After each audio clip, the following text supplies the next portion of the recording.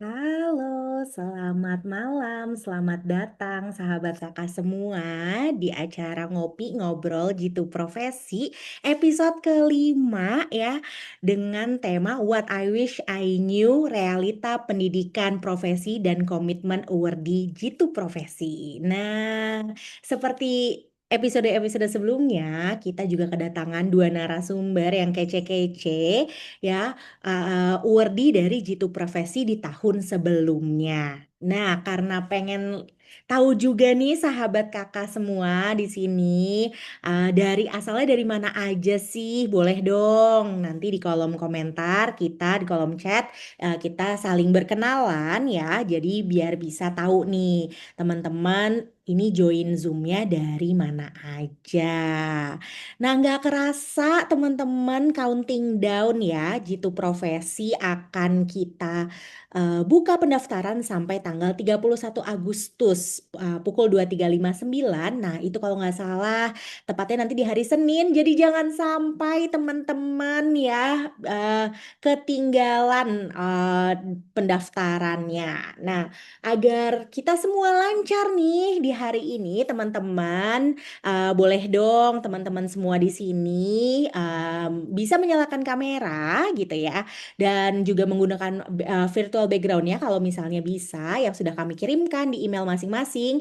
Lalu juga bisa rename akun Zoom-nya dengan nama strip asal daerahnya. Nah, tenang aja teman-teman semua ngopi episode itu semua direkam jadi teman-teman bisa cek juga di playlist YouTube channel kami di Yayasan Kokalbe.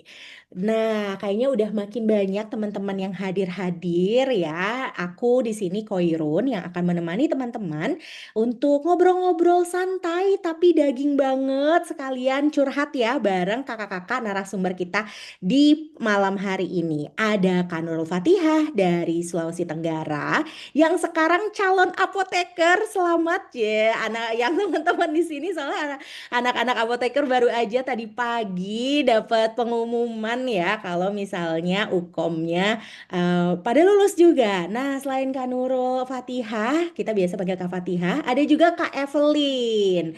Nah, Kak Evelyn ini juga sama calon apoteker ya. Kalau tadi ini tetanggaan nih provinsinya ya. Yang satu dari Sulawesi Tenggara, yang satunya dari asal Maluku. Nih kayaknya banyak juga nih. Halo, halo semuanya. Halo Kak Elsa, ada Nanda, ada Kak Sofina, Kak Yucia dan lain-lain. Nanti teman-teman boleh ya di rename jadi bisa tahu nih teman-teman asalnya dari mana. Nah, kita bertiga di sini bakal ngobrol-ngobrol. Kak Fatihah sama Kak Evelyn juga bakal sharing-sharing tentang gimana sih sebenarnya realita pendidikan profesi gitu ya. Seenggaknya mungkin teman-teman di sini yang masih semester satu masih awal-awal atau lagi memikirkan untuk apply gitu ya sudah lebih siap dan juga sebenarnya nanti kalau misalnya jadi award di Jitu Profesi tuh kesibukannya bakal seperti apa sih gitu ya dan tips triknya gimana sih ya untuk lulus program pendaftaran Jitu Profesi. Nah, jadi sebelum kita ngobrol sama kedua kakak-kakak yang seru banget pokoknya dan juga punya pengalaman banyak. Aku sedikit untuk sharing ke teman-teman tentang Jitu Profesi kembali nih. Mungkin teman-teman di sini baru ada yang tahu gitu ya, baru kenal nih, baru lihat seliweran gitu ya di sosial media. Nah, beasiswa Jitu Profesi ini diinisiasi oleh Yayasan Kokalbe ya. Yayasan Kokabe adalah filantropi organisasi filantropi keluarga yang didirikan oleh keluarga Ko, di mana fokusnya adalah memberdayakan perempuan dan juga komunitasnya agar meningkatkan kesejahteraan melalui kualitas pendidikan, pendidikan yang berkualitas. Nah, kita sudah berdiri dari tahun 2007, tapi sudah fokus di program pendidikan dari 2011 dan untuk program Jitu Profesi sendiri for your information, kita baru bikin itu diinisiasi di tahun 2024 dan sekarang sudah ada 22 award Digital Profesi dari berbagai provinsi di Indonesia Tengah dan Timur yang dimana tujuan Jitu Profesi utamanya adalah untuk meratakan meningkatkan akses tentunya untuk sekolah pendidikan profesi bagi tenaga kesehatan dari Indonesia Tengah dan Timur. Jadi buat teman-teman yang di sini, yang dari Indonesia Tengah dan Timur, semoga semuanya bisa berkesempatan ya menjadi awardee Jitu Profesi di tahun 2026 ini. Nggak hanya untuk meningkatkan akses pendidikan, kita juga ingin sekali mengembangkan kompetensi dan juga kapasitas tenaga kesehatan. Biar apa? Biar makin mumpuni nih dalam pelayanan kesehatannya dan juga membentuk tenaga kesehatan yang mandiri, tangguh, dan berkarakter Jitu. Nah, Jitu ini adalah nilai-nilai nih, sahabat kakak semua, nilai-nilai yang diwariskan oleh keluarga Ko gitu ya, untuk semua aktivitas dalam kegiatan bisnis maupun juga sosialnya. Jadi, biar sukses gitu ya, itu teman-teman diwariskan dengan nilai-nilai Jitu, disiplin, jujur, inovatif, tanggung jawab, dan juga unggul.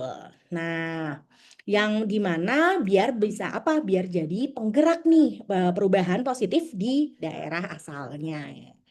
Oh, nah, buat teman-teman juga yang baru tahu gitu ya, untuk Jitu Profesi itu nggak hanya ngasih beasiswa finansial aja, tapi juga non finansial ya, yang mungkin nggak bisa dihitung gitu ya kalau non finansial value-nya karena banyak banget nih. Yang finansialnya kita ada memberikan beasiswa pendidikan berupa UKT ya, jumlah maksimalnya itu 10 juta rupiah di setiap semesternya dan juga teman-teman akan mendapatkan bantuan penunjang kapasitas sebesar 1,2 juta rupiah per semesternya serta tadi non finansialnya teman-teman akan dapat pengembangan diri, teman-teman akan dilatih menjadi mentor, lalu juga praktek juga jadi mentor dan juga berkontribusi melalui komunitas YKK dan juga jejaringnya nih. Ada jejaring nasional dan internasional dari ekosistem pembelajaran Yayasan Kokalbe. Nah, nggak hanya itu teman-teman, tenenet. Nah, ini jadwal dan proses seleksinya. Teman-teman akan berproses gitu ya. Sekarang lagi dibuka, batas akhirnya 31 Agustus 2026.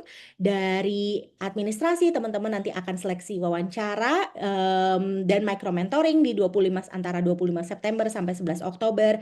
Dan nanti pengumumannya itu di 14 Oktober dan orientasi nantinya ada di 1 November 2026. Jadi teman-teman bisa ditunggu dibaca kembali untuk detailnya di buku panduannya. Nah, persyaratannya apa aja nih? Nah, teman-teman ini ada di layar ya. Teman-teman juga bisa baca, pahami lebih dalam lagi di buku panduan. Beberapa aku highlight di sini teman-teman itu harus berasal dari 22 target provinsi yang dibuktikan dengan kartu tanda penduduk. Nah, beasiswa Jitu Profesi ini memang fokus menargetkan 22 target di Indonesia Tengah dan Timur dan khusus memang beasiswa ini untuk perempuan. Dan mahasiswa aktif semester 1, jadi teman-teman yang sedang studi profesi dimanapun, kecuali Poltekkes Kemenkes, teman-teman bisa mengikuti program Jitu Profesi. Jadi kalau teman-teman mau ambil profesi apoteker, bidan, fisioterapi, gizi, perawat, nurse, psikologi, dan fisikawan medis, teman-teman bisa ikutan. Cobain beasiswa Jitu Profesi. Nah, Kak kenapa nggak boleh kok Poltekkes Kemenkes nggak bisa di tahun ini? Bukannya nggak bisa, kebetulan Yayasan Kokalbe sudah bekerja sama nih teman-teman sama Poltekkes Kemenkes seluruh Indonesia. Nah, program untuk profesinya kita sudah ubah jadi namanya Sehat Profesi. Kalau misalnya kalau misalnya teman-teman masuk ke program profesi di Poltekkes Kemenkes. Nah, kebetulan tapi itu udah lagi berjalan ya. Jadi teman-teman nanti mungkin bisa cek-cek kembali informasi selanjutnya untuk tahun depan. Oke, nah selain itu juga teman-teman ini persyaratan umumnya yang paling penting juga teman-teman harus lulus persyaratan akademik dan juga dokumennya ya. Jadi di sini ada beberapa hal bahwa esai pendaftaran di sini udah ada topik esai ya kan. Tuangkan hasil refleksimu sebagai award di Jitu Profesi. Kegiatan mentoring adalah salah satu kewajiban yang harus dipenuhi. Bagaimana kamu dapat membangun keteladanan dalam berpikir kritis serta empati kepada adik-adik penerima beasiswa lainnya pada saat kegiatan mentoring. Nah, jadi teman-teman esai pendaftarannya ini ada topik esainya, jadi teman-teman harus jawab dan juga membuat esainya sesuai dengan topik ya yang ada di sini dan juga jangan lupa ikuti formatnya. Sama juga dengan video perkenalan, dan di video perkenalan ini teman-teman harus buat video yang menjawab siapa kamu dan ide pembaharuan apa yang dapat kamu kontribusikan ke daerahmu setelah studi. Nah, teman-teman ini banyak banget udah dibahas di awal-awal episode ngopi ngobrol jitu profesi sebelumnya. Jadi teman-teman bisa cek lagi rekamannya untuk detail-detail tipsnya apa. Nah, tapi nanti juga Kak Fatihah sama Kak Evelyn bakal sharing juga sih sedikit mengenai pengalamannya gitu ya dan juga tipsnya masing-masing. Nah, selain itu teman-teman jangan lupa pertanyaan dalam pendaftaran itu, form pendaftarannya ya. Ini ada beberapa bagian yang nanti mungkin di sini teman-teman belum cek gitu ya. Teman-teman tuh harus ngelengkapin apa aja sih ya. Jadi ada data diri, calon penerima beasiswa, riwayat pendidikannya juga. Jadi untuk D4 atau S1, pendidikan profesi saat ini tuh udah di mana? Karena teman-teman harus udah studi mahasiswa baru ya di semester 1 gitu kan harus aktif. Riwayat pengalaman profesionalnya seperti apa? Teman-teman pernah magang apa enggak? Atau udah pernah kerja sebelumnya? Jadi bisa langsung dilengkapin. Informasi data keluarga, lalu kontak emergensi, pertanyaan isian panjang. Nah, ini kita juga bahas di episode pertama. Teman-teman coba dicek lagi pertanyaan isian panjang yang kita bahas di sesi-sesi sebelumnya. Ini ada 3 isian panjang menggali kompetensi dan komitmen pendaftar yang wajib dijawab minimal 150 kata di dalam formulirnya. Terus kelengkapan dokumen administrasi, nanti aku juga akan kasih lihat beberapa dokumen administrasinya. Lalu nanti di akhir sebelum submit formnya ada pertanyaan tambahan mengenai sumber informasi yang dapat dan sosial media juga. Jadi gitu teman-teman. Jadi teman-teman nanti bisa cek-cek lagi gitu ya, dengerin gitu ya, simak baik-baik Kak Fatihah dan Kak Evelyn sharing dan teman-teman di sini boleh banget tanya jawab gitu ya. Maksudnya tanya aja ke kakak-kakak mumpung kita sharing-sharing di sini. Jadi pertanyaan teman-teman bisa teman-teman tuliskan di kolom komentar kolom chat ataupun teman-teman juga bisa eh, nanti di live interactions bisa langsung raise hand dan tanya ke kita. Jadi gitu ya teman-teman semua. Nah, ini kayaknya udah banyak pertanyaan nih yang masuk ya. Tapi nanti kita bahas sebentar lagi. Nah, aku juga mau sedikit ngasih info nih. Ini bonus nih. Ini belum kita bahas. Well, udah ada yang dibahas di awal pada saat episode 1, 2. Tapi mungkin di sini teman-teman yang masih baru bergabung mungkin bisa juga ini sebagai tips ya teman-teman bahwa teman-teman saat menulis esai itu dibuat sestruktur mungkin dan spesifik juga dan juga menjawab pertanyaan. Nah, metode penulisannya terserah teman-teman bisa pakai star yang biasanya juga dipakai situasinya apa sih, tugasnya apa sih, aksinya apa dan hasilnya apa.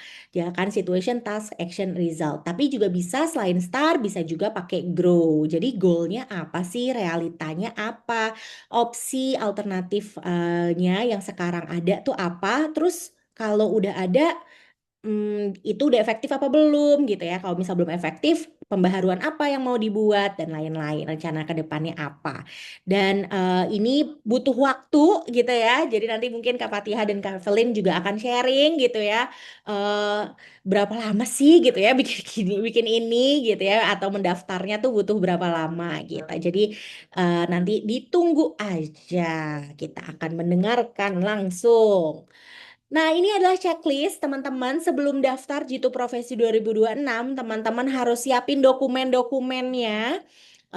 Dokumennya ada KTP, scan ya, kartu keluarga juga scan, pas fotonya teman-teman, CV yang terbaru gitu ya, ijazah atau surat keterangan lulus gitu ya, dan transkrip nilainya itu dijadiin satu dokumen, lalu surat aktif mahasiswa profesi atau surat kelulusan pada program profesi itu juga boleh, terus surat rekomendasi. Nah, ini boleh teman-teman langsung akses aja di buku panduan, diunduh ya teman-teman, diunduh di mana teman-teman bisa minta surat rekomendasi itu dari pembimbing akademiknya teman-teman pas lagi S1 atau D4, atasan tempat bekerjanya teman-teman, ataupun organisasi tempat di mana teman-teman terafiliasi.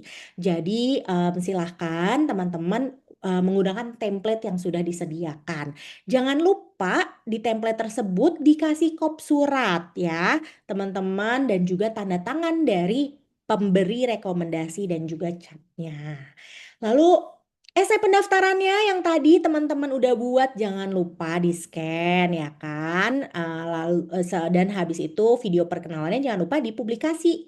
Nah, linknya itu yang akan teman-teman berikan pada saat pendaftaran, formulir pendaftaran gitu teman-teman. Jadi ada 9 ya checklist nih untuk dokumen yang teman-teman harus lengkapi sebelum teman-teman mengisi form pendaftaran gitu profesi.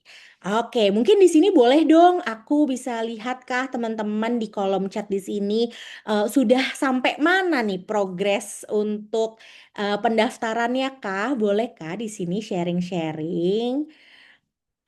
Oke. Oh, dari sini ada beberapa pertanyaan.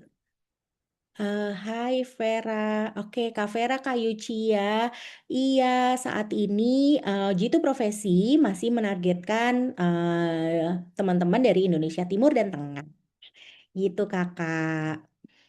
Oke. Nah, di sini teman-teman langsung bisa SS aja, jangan sampai ketinggalan untuk scan buku panduannya dan juga formulirnya. Baca pahami lagi sebelum teman-teman benar-benar melengkapi formulirnya. Nah, kayaknya kalau sekarang masih nggak kebayang kali ya kalau misalnya cuma dari aku gitu yang sharing gitu ya, ataupun menjelaskan tentang jitu profesi. Nah, kayaknya kita harus langsung nih panggil kakak-kakak yang memang sudah mengalaminya prosesnya gitu ya, dan juga menerima manfaatnya dari program jitu profesi. Nah, aku akan undang nih kakak yang pertama, mungkin ya kita langsung aja ada Kak Nurul Fatihah. Halo Kak Nurul Fatihah. Halo Kak Khairun, Hai hai, aku izin spotlight dulu nih. Kak Fatia apa kabar? kabarnya baik banget. Kak Khairun gimana kabarnya Kak Khoi? Alhamdulillah, puji Tuhan, aku juga nih baik. Dan senang banget karena hari ini banyak banget good news gitu ya dari teman-teman semua nih gitu profesi angkatan 2025 yang tadi pagi udah pada bilang kayak, udah Kak aku lulus calon apoteker, apoteker dan lain-lain gitu ya. Alhamdulillah, Alhamdulillah. Oke, nah Kak Nurul Fatihah ini asalnya Sulawesi Tenggara, jadi kuliahnya di Universitas Halu Oleo. Selama menjadi award Jitu Profesi, Kak Fatihah juga menjadi mentor di Beyond Campus Mentoring. Ya kan ya Kak, waktu itu ya. Oke. Benar-benar. Dan juga memang suka banget meneliti. Jadi udah punya publikasi ilmiah internasional terindeks Scopus ya. Ngomonginnya apa nih? Oh, tentang tanaman herbal gitu ya, Kak. Tanaman bakau api-api khas Sulawesi Tenggara berbasis molecular docking.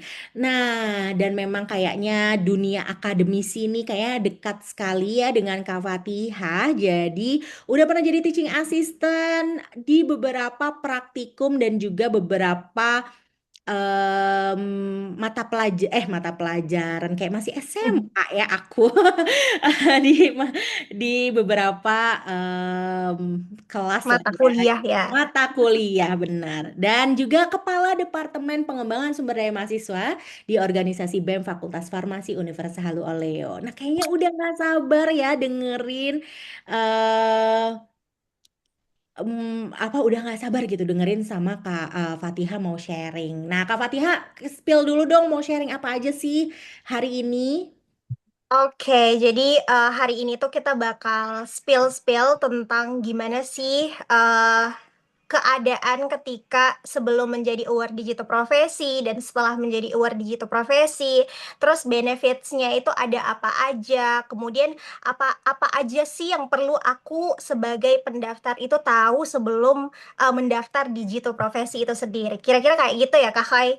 Oke, karena jadinya tentunya pas lagi dari S1 selesai terus ke profesi tuh banyak sekali ya dar der dor gitu ya karena jadi Benar-benar. Kak Fatihah mau sharing itu juga dan juga proses dan manfaat yang dirasakan dia menjadi award digital profesi. Oke, kalau gitu aku akan kasih waktu dan tempat nih buat Kak Fatihah, silakan.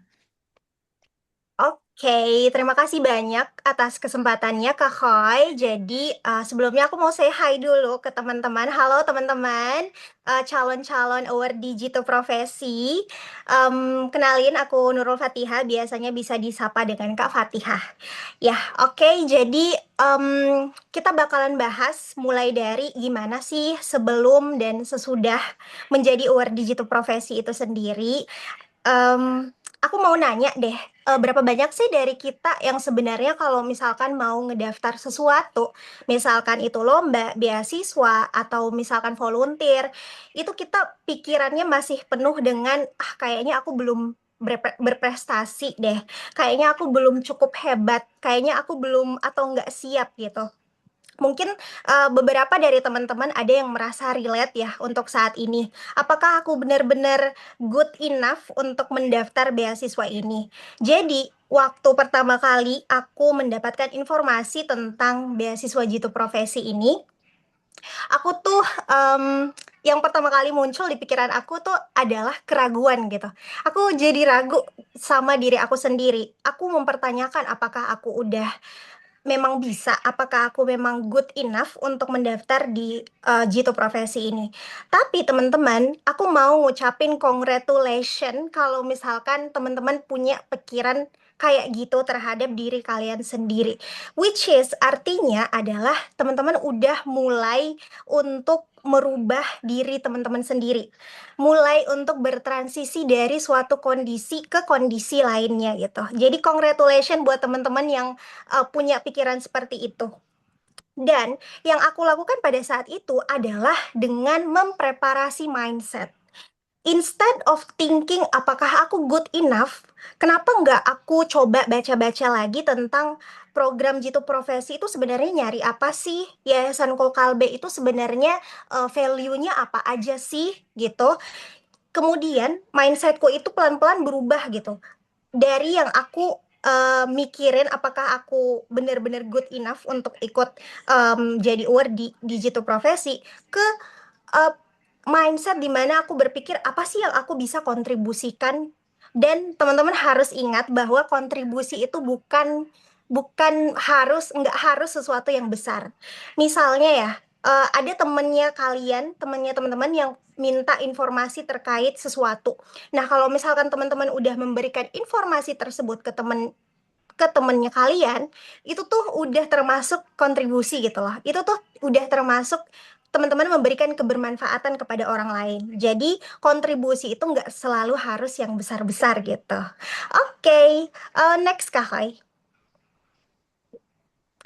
Nah, ini adalah kondisi aku di mana sebelum menjadi award digital profesi dan setelah menjadi award digital profesi, dan aku mau nge-highlight beberapa poin, 4 poin.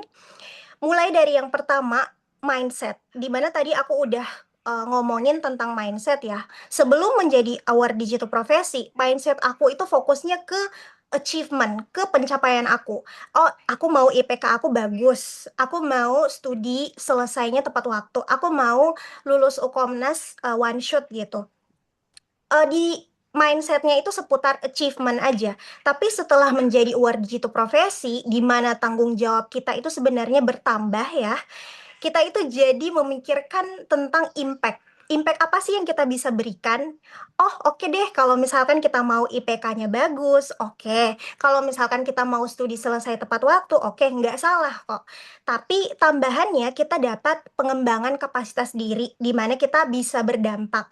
Berdampaknya bukan hanya ke lingkungan sekitar kita bisa berdampak itu termasuk kalau menurut aku berdampak ke diri aku juga karena Jitu itu tempat di mana aku banyak berkembang sih. Dan juga kita bisa berdampak untuk komunitas.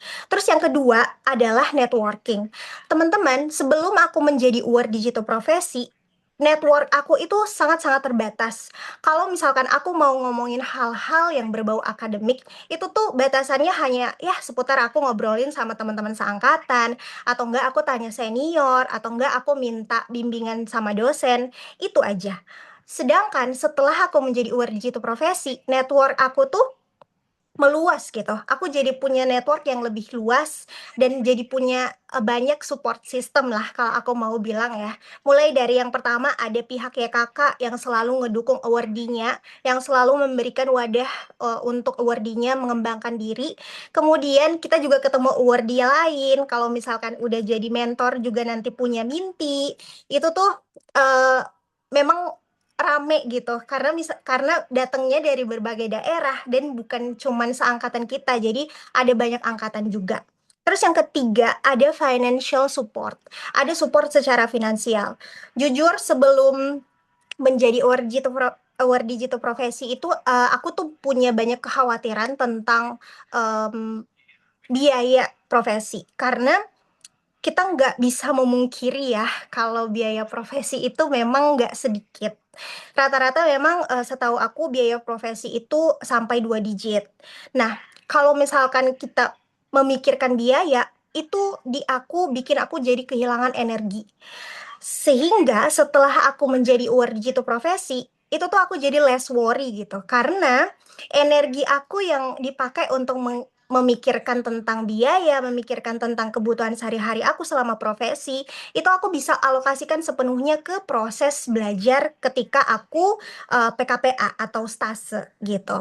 Terus yang keempat adalah self expectation atau standar kepada diri kita sendiri.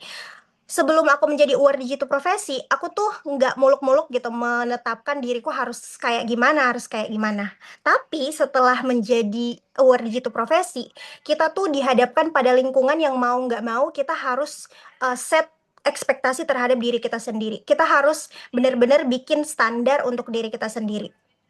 Cuman teman-teman aku mau reminder ya, karena kalau kita ngomongin tentang ekspektasi, ekspektasi atau standar pada diri sendiri itu seringkali bisa jadi hal yang positif, bisa juga jadi hal yang negatif. Tergantung dari gimana kita ngelolanya dengan baik.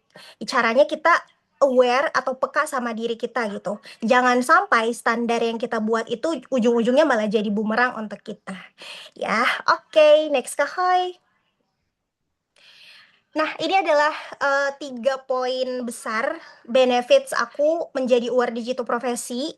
Yang pertama itu kita dapat soft and hard skills untuk menavigasi kehidupan akademik sebagai seorang mahasiswa profesi dan awardee YKK.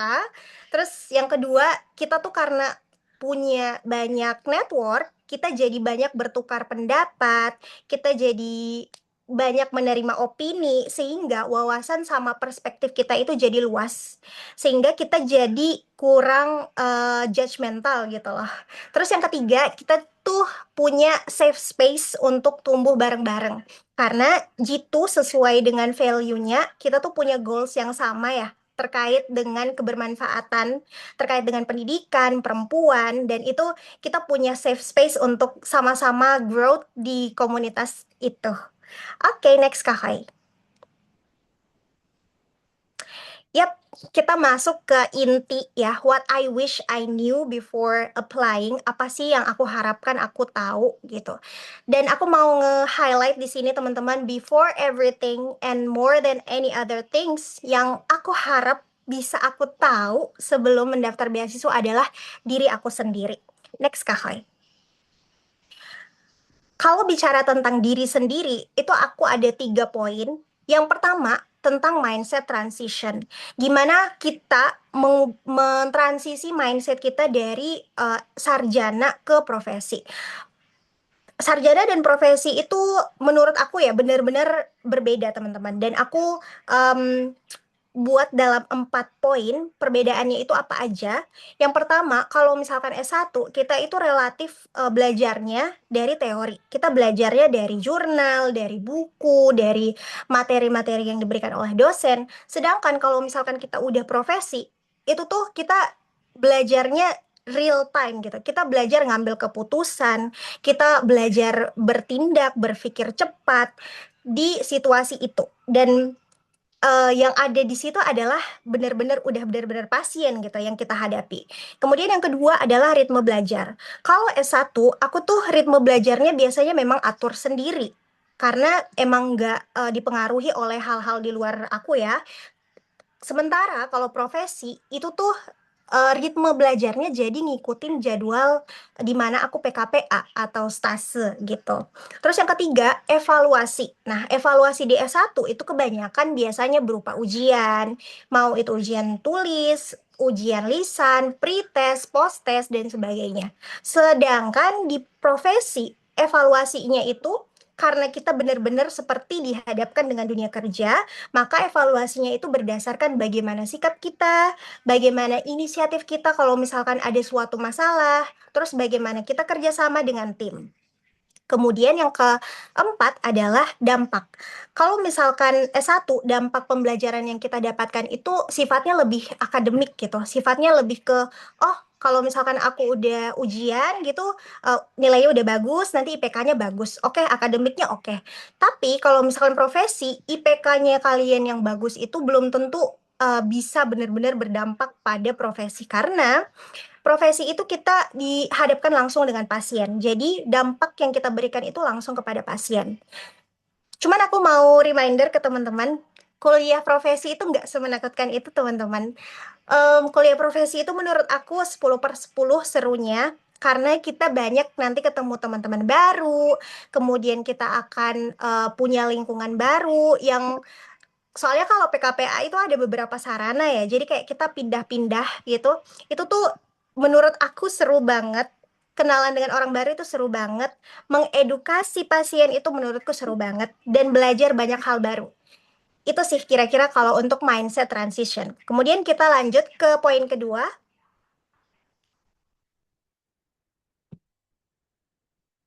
Yang kedua adalah gimana kita menjaga energi kita selama berkuliah profesi. Jadi energi yang perlu kita jaga di sini aku mau nge-highlight ada 3 sebenarnya teman-teman, yaitu physical, emotional, sama mental health. Cara aku untuk menjaga energi aku adalah balancing ketiganya. Terus balancing ketiganya gimana Kak? Balancing ketiganya itu caranya yang pertama adalah mengenali energinya.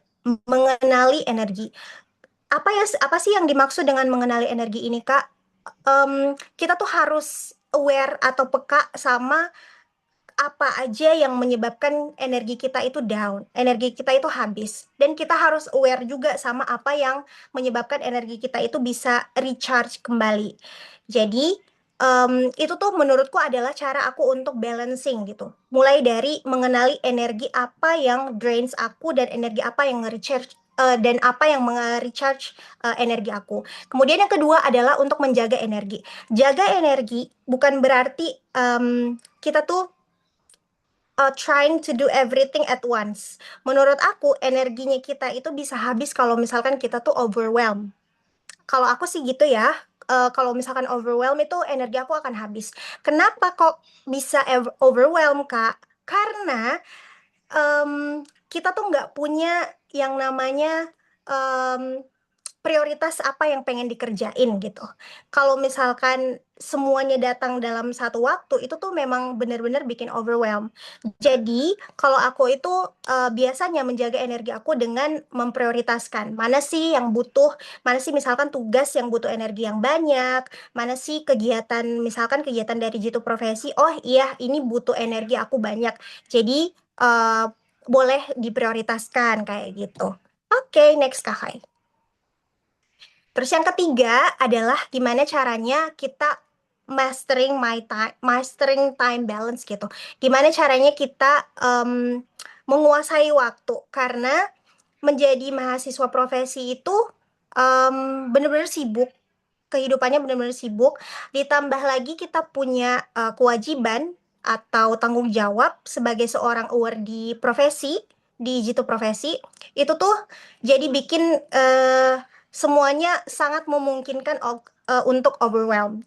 Jadi cara aku adalah yang pertama, tiap tahun aku tuh bikin yang namanya kurikulum, di mana di tahun itu aku udah list gitu apa yang pengen aku ikut, kemudian yang pengen aku ikut itu aku berikan informasi kayak gini. Oh, misalkan beasiswa Jitu Profesi, berarti beasiswa Jitu Profesi itu aku cantumkan link websitenya, kemudian mempelajari apa sih sebenarnya beasiswa ini gitu. Terus kalau misalkan mau ngedaftar kayak gimana-gimana, itu tuh adalah salah satu contoh kurikulum biar kita itu lebih siap gitu. Terus yang kedua adalah penting banget teman-teman untuk ngejadwalin em, schedule teman-teman karena sibuk. Karena kalau misalkan teman-teman nggak ngejadwalin itu nanti bakalan pusing. Soalnya ada harus piket, ada jadwal piket, kemudian ada jadwal misalkan setelah menjadi award digital profesi ada jadwal jadwal mentoring kayak gitu. Jadi harus benar-benar dijadwalkan. Yang ketiga adalah aku biasanya buat to-do list dan skala prioritas di buku buku kecil aku, dan itu tuh aku evaluasi tiap minggu biar aku nggak overwhelm gitu. Menjaga ini adalah bagian dari menjaga energi aku. Oke, next. Oke, kita masuk ke special special session yang kayaknya nggak ada di mana-mana, cuman ada di Ngopi episode 5 ini. Dari aku tips dan trik Jitu lolos Jitu profesi. Yang pertama adalah kenali dan koneksi teman-teman. Kenali ini apa sih yang perlu teman-teman kenali? Yang pertama yang perlu adalah kenali diri sendiri. Kenali goals-nya teman-teman, apa sih yang pengen teman-teman capai, value-nya kayak gimana teman-teman. Terus selama sarjana achievement-nya apa aja, pengalamannya apa aja. Kemudian setelah itu kenali lembaga atau tempat teman-teman mau ngedaftar. Mau ngedaftar ke Jitu Profesi, oh berarti teman-teman harus mengenali Yayasan Kokalbe itu sendiri. Oh, Yayasan Kokalbe itu apa sih? Terus program Jitu Profesi itu nyarinya kayak apa aja, value yang dipegang sama YKK itu apa gitu. Terus dari situ teman-teman bisa bikin bisa jump to conclusion apa sih sinkronisasi antara goals aku dengan goals YKK gitu yang bisa aku koneksikan. Kalau misalkan teman-teman udah bisa mengkoneksikan sesuai dengan match-nya teman-teman dengan Yayasan Kokalbe atau tidak atau program Jitu Profesi, itu tuh teman-teman udah menurut aku udah 50% lah bisa mendaftar Jitu Profesi. Oke, next Kak Hai. Yang kedua adalah tentang administrasi. Sebagaimana tadi udah dijelaskan sama Kak Khairun, kalau aku sendiri kemarin ketika mendaftar Jitu Profesi, aku benar-benar serius gitu. Jadi aku siapin folder khusus di Google Drive yang bisa aku akses lewat device mana aja, yang dimana di folder itu udah ada dokumen-dokumen terkait YKK yang aku butuhkan, terus ada video atau apapun bahan-bahan yang aku butuhkan untuk administrasi ke YKK. Terus buat checklist teman-teman supaya teman-teman nggak luput gitu apa yang udah disubmit, apa yang belum disubmit. Karena menurut aku administrasi dari Jitu Profesi itu memang lumayan banyak sehingga memang suatu keharusan untuk bikin checklist. Sama kemarin untuk esai dengan video aku, kalau esai itu aku bikin berdasarkan framework, dan ini frameworknya bebas ya, teman-teman bisa pilih apa yang cocok dengan teman-teman. Dan videonya itu aku buat berdasarkan dengan esai aku, jadi berkesinambungan gitu, ya berkesinambungan. Oke. Next yang ketiga Kak Hai. Oh, yang ketiga ini adalah sebenarnya aku nggak mau bahas dalam-dalam, cuman tambahan aja sedikit common mistake-nya kalau misalkan kita mau ngedaftar sesuatu. Menurut aku yang pertama, kita tuh kurang riset tentang lembaga beasiswa dan programnya. Misal teman-teman mau mendaftar jitu profesi di Yayasan Kokalbe, berarti teman-teman benar-benar harus mengenal 100% gimana sih, seperti yang aku bilang tadi ya, kenali Yayasan Kokalbe itu kayak gimana.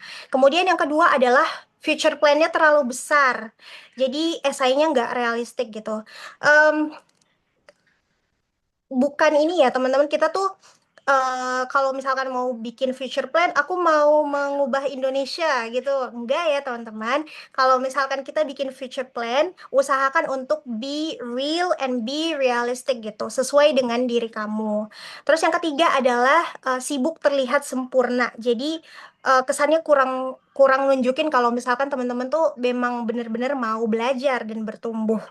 Em, Prinsip yang selalu aku tekankan ke diri aku sendiri setiap mau misalkan ketemu orang baru atau misalkan mau ketemu teman atau siapa aja gitu, sama aku ngobrol sama siapa aja, adalah jadilah gelas kosong gitu. Kosong itu bukan berarti kita nggak punya apa-apa ya. Maksudnya kita kosong itu kita menerima advice, kita menerima saran, menerima opini dari orang-orang lain, sehingga kita tuh nggak gampang ngejudge gitu opini dari orang-orang yang memberikan advice ke kita. Oke, mungkin kalau untuk aku habisnya kayaknya ini Kak Koi udah selesai. Em, Pesan terakhir sih untuk teman-teman yang misalkan sekarang itu masih takut-takut gitu untuk mendaftar ke Jitu Profesi. Em, Takut itu nggak apa-apa, sebenarnya wajar karena kita tuh nggak familiar em, dengan hal tersebut. Tapi pesan aku adalah tetap ngelakuin itu walaupun teman-teman takut. Soalnya benar-benar yang udah aku jelasin ya, benefitsnya dari YKK itu banyak banget teman-teman. Jadi teman-teman nggak bakalan rugi, malah bakal banyak untungnya. Jadi do it while you scared. Try teman-teman, coba aja nggak apa-apa, coba aja dulu. Oke deh kakak, dari aku segitu.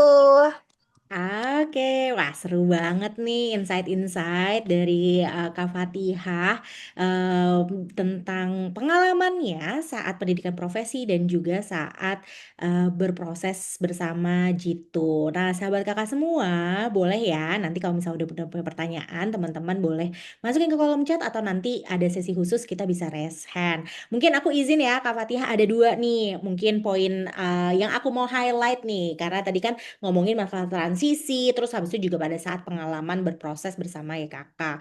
Nah, yang pertama mungkin yang aku agak aku menurut aku berkesan banget adalah ternyata tuh teman-teman nggak cuma waktu aja yang harus dikelola, tapi energinya juga perlu dikelola ya. Jadi percuma aja kalau misalnya kayaknya waktunya dikelola gitu ya sampai benar-benar ketat-ketat gitu, tapi ternyata energinya nggak dikelola, jadinya nggak match kali ya Kak Fatihah, malah nanti jadinya kegiatan atau aktivitasnya jadinya kurang maksimal.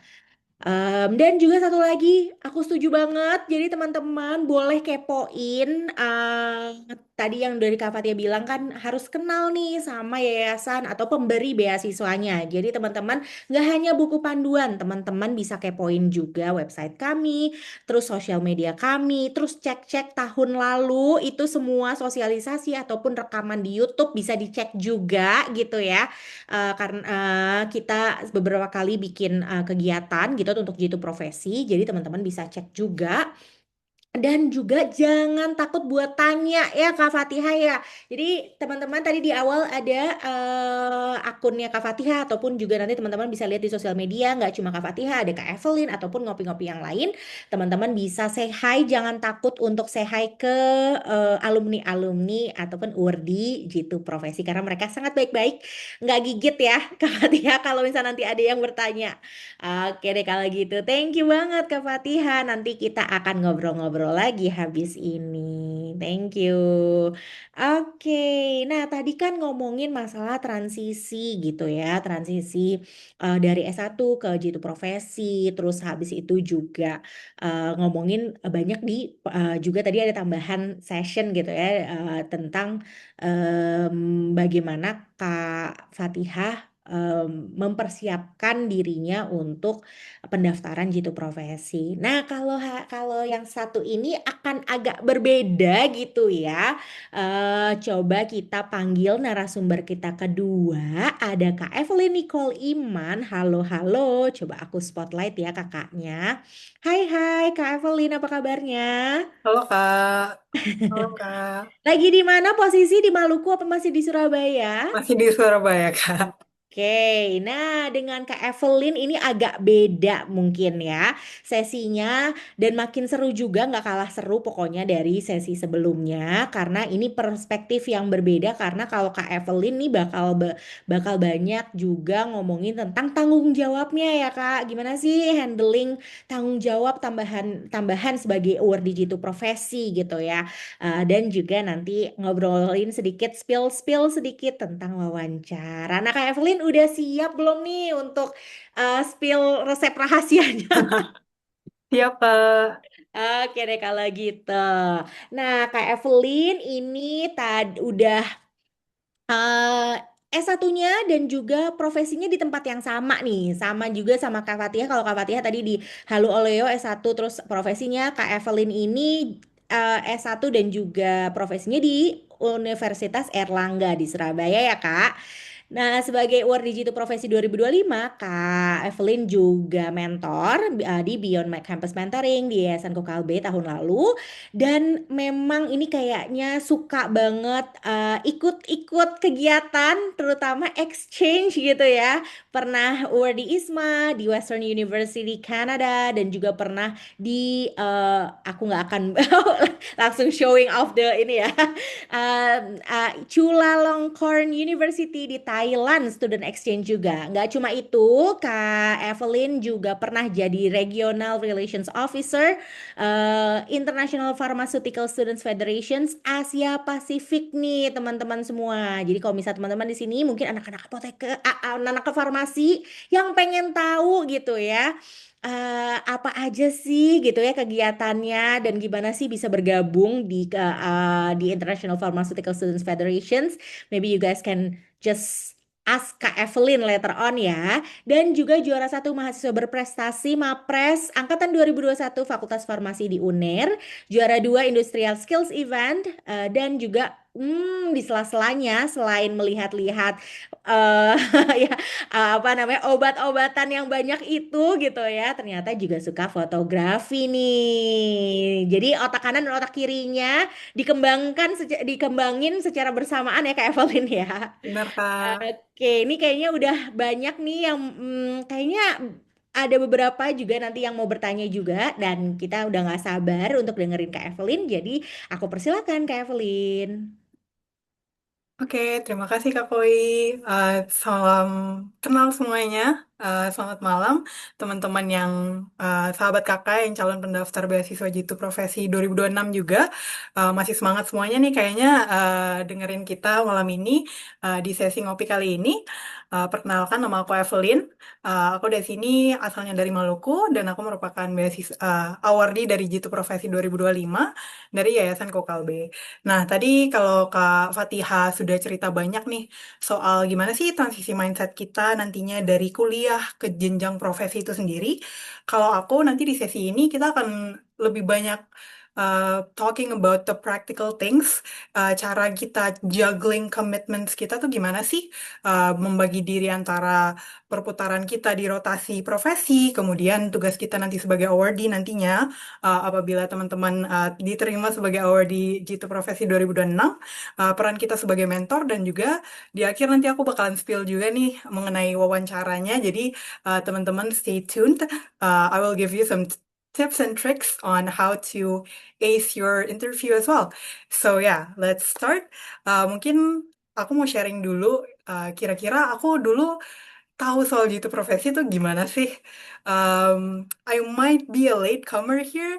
Aku baru tahu soal gitu profesi itu 5 hari sebelum deadline, guys. Jadi kalau tahun ini mungkin aku besok baru tahunya. Jadi sampai sekarang pun aku belum tahu bahwa gitu profesi itu sebenarnya a really interesting chance for us untuk disupport dan dibantu oleh YKK sendiri untuk selain bantuan finansial, kita juga mendapatkan bantuan pengembangan diri kita sendiri yang akan aku share lebih lanjut lagi di slide-slide aku berikutnya. Now, is it too late to start? I don't think there is such a thing as too late. Jadi teman-teman, I was also in your shoes. Kalau kalian mungkin malam ini baru pertama kali dengar soal YKK, jangan takut untuk mengambil chance ini, because the door is still open. It's there for you to take it. So be brave and try it out. Just take the chance to actually take this opportunity. Nah, teman-teman sendiri di sini dulu aku tuh cuman punya 5 hari dan kita tahu lah ya profesi itu seberapa crowded it is.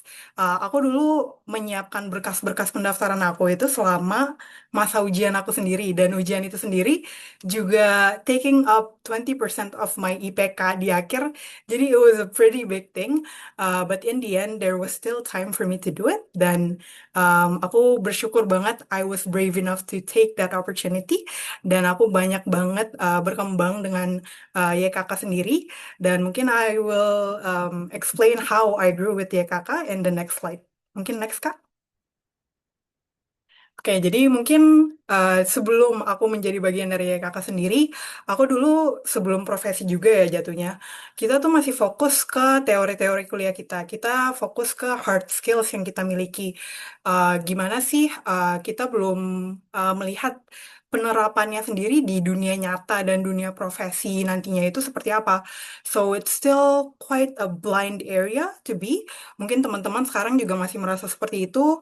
Pasti pada kalau profesi apoteker pasti belum mulai PKPA-nya nih. Jadi belum tahu gimana sih Kak nantinya di hadapan pasien dan lain-lain. Selain itu kita juga di awal profesi tentunya belum punya gambaran jelas nih. Kira-kira nanti kita di um, menjalani perkuliahan profesi, kemudian PKPA itu sendiri seperti apa, dan juga bagaimana cara kita membagi waktu antara profesi, pengembangan diri, dan juga of course our own personal life yang harus kita jalani juga. Dan yang terakhir, aku juga pas pendaftaran belum ada nih mungkin mentor atau guidance dari siapapun. Dan pada waktu itu aku juga menghadapi persiapan seleksi ini sendirian tanpa mungkin arah yang jelas. Nah, sesudah aku menjadi bagian dari YKK, aku sendiri merasa aku mendapatkan kerangka mindset yang profesional dan sudah siap untuk menjalani dunia profesi nantinya dan juga menjalani PKPA dan bahkan nanti di dunia kerja nantinya. Dan aku juga merasa lebih siap untuk menghadapi ritme profesi yang sangat padat dan ketat sendiri. Selain itu, aku juga memahami pentingnya peran seorang mentor dalam perkembangan diri kita. Kita sebagai awardee Jitu Profesi nantinya, kita sudah di-share ke Koi tadi bahwa kita akan menjadi mentor untuk Beyond Campus Mentoring. Dan dari pengalaman ini, walaupun aku seorang mentornya, tapi aku juga realize bahwa having a mentor is really important for your own growth. Jadi saran aku untuk teman-teman sekalian sekarang mungkin yang lagi mendaftar, kalian boleh kok reach out ke kita. Kita siap untuk menjadi mentor kalian walaupun tinggal 6 hari sih. Tapi there's still time for you guys to ask anything to us. So feel free. My Instagram account ada di slide awal. So you can just ask me anything. I'm very open for that. Dan dari YKK juga aku membangun jaringan nih dengan teman-teman awardee lain dari berbagai profesi. Jadi bukan cuma apoteker doang, tapi aku juga terbuka nih mindsetnya dengan teman-teman dari profesi kesehatan lain seperti kedokteran, keperawatan, dan itu sebenarnya membantu aku di dunia profesi juga pada saat PKPA karena aku jadi paham nih di rumah sakit misalnya kayak kita pada saat visit bareng, oh teman-teman dari kedokteran tuh fokusnya ke arah mana sih? Kemudian ke teman-teman keperawatan juga fokusnya tentunya berbeda, tapi kita semua bakalan um, collaborating together for the good of our patient. So that's what I got from Jitu Profesi sendiri. Dan selanjutnya aku akan membahas mengenai kira-kira hard skills dan soft skills apa sih yang penting untuk kita miliki di dunia profesi dan nantinya juga akan sangat penting untuk kita di dunia pekerjaan kita nantinya.